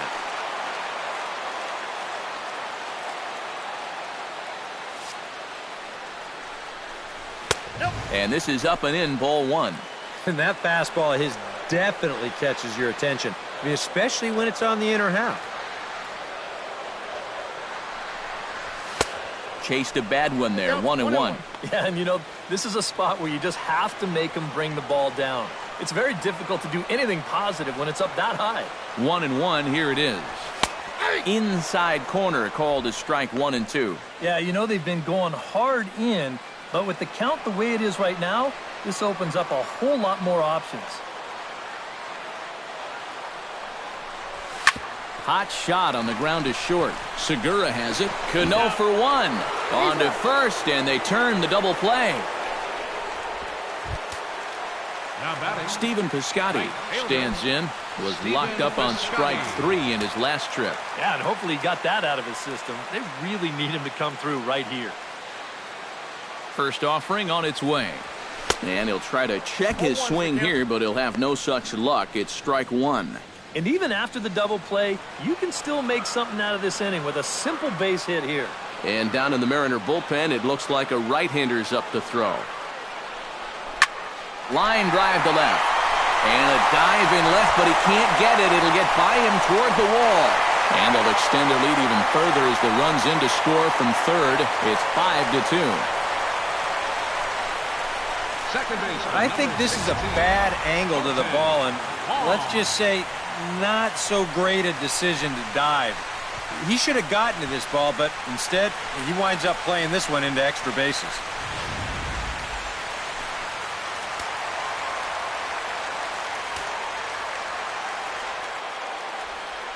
Colton Wong will stand in. Hey now. I'll say this. He wasn't going to get his arms extended on that one.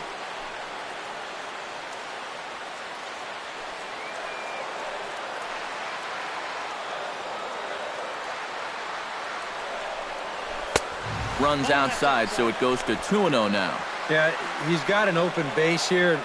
Looks like he's going to use it. Oh, high, deep.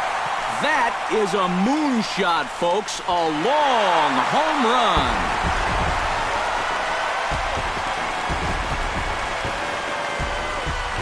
So it's a two-run shot to right center, his second of the game, and the lead is now 7-2.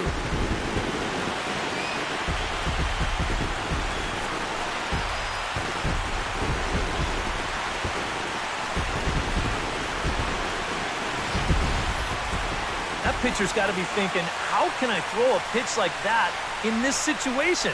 That thing was so right down the middle, it absolutely got hammered, and he knew it as soon as he let go of it.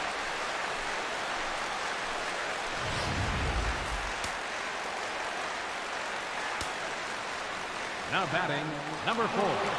Catcher. Here's the catcher, Yadier Molina. This is line to left.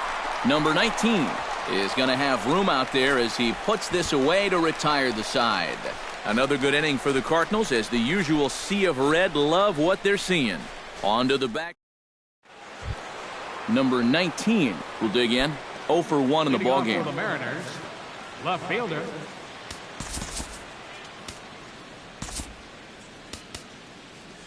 Your attention, please. Now So a new pitcher coming on now, and the call's gone out for the big guy, right-hander Jonathan Broxton.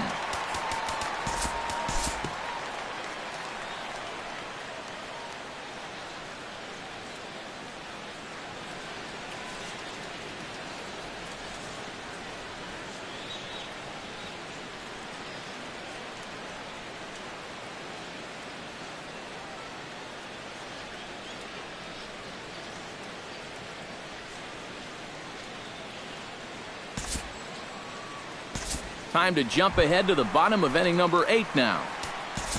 Stepping in, Stephen Piscotty. He'll try to follow up the double in his last at-bat with another big hit right here. Boy, he had a great at-bat last time up, and he'll look for another pitch he can drive right here.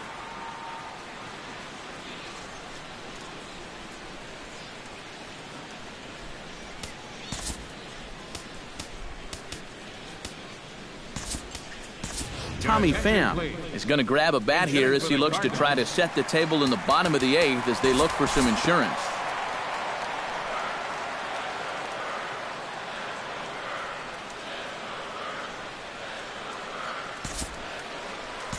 And we'll move forward now to the top of inning number 9. Nelson Cruz will stand in now to lead things off, and he'll do so with the same pitcher still out there. Seems he's earned himself another inning. I think that's a definite vote of confidence, but he's done a nice job since coming in, so you might as well ride that hot hand.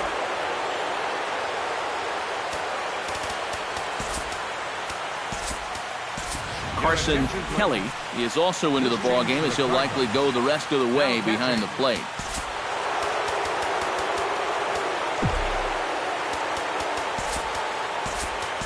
Matt Adams is into the game as well as he's the new first baseman.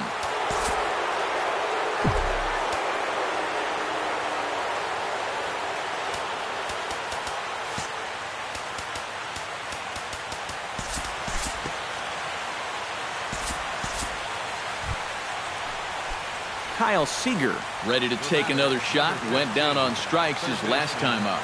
Yep, they sent him packing last time, so maybe they have a pretty good idea of how to attack him again right here. And there's no doubt Broxton really bringing it, and it's strike 1. Well, you credit Adam Wainwright with the victory, barring any late turnaround here.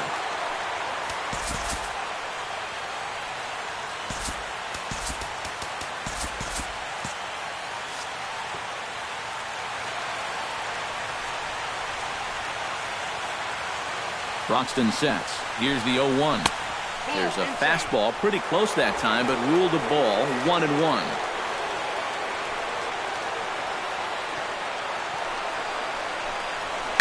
Can't keep the weight back, and he falls behind 1-2. Nobody out, runner on first. And he takes strike 3 called on the fastball. 1 gone. Boy. And in the first 2 games of this series, he's already struck out a total of 4 times now. You get to where you just hate taking that walk back to the dugout. I'll tell you, it's a very frustrating feeling.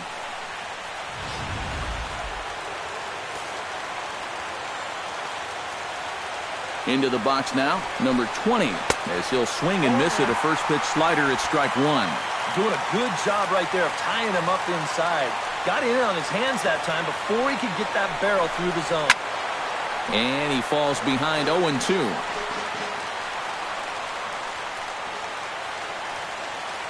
Now the 0-2 pitch. This is hit the other way out toward left field. Grichuk has a play, and that's the second out of the inning.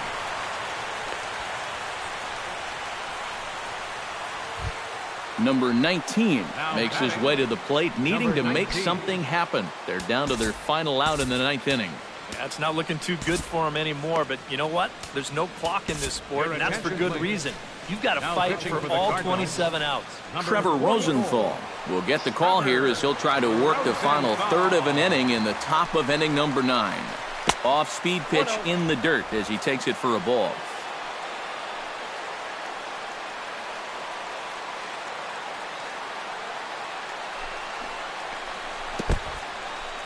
In the dirt here. And he is out at second base. And, partner, that's going to do it for this one.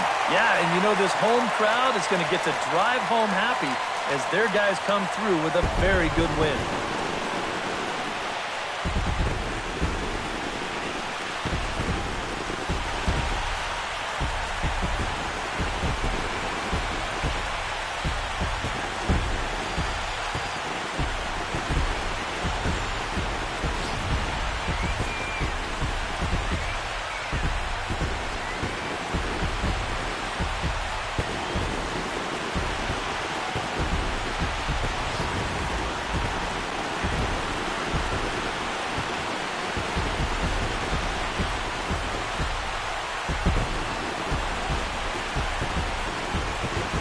And, fellas, as always, a few guys we could have chosen from, but out of everybody, that's the man who stands out in my book. He's our top player of the game.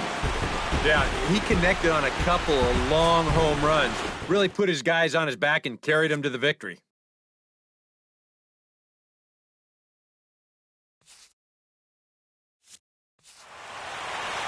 So that'll just about do it. For Eric Karros, Steve Lyons, and our entire crew, I'm Matt Vasgersian. This has been a presentation of MLB The Show.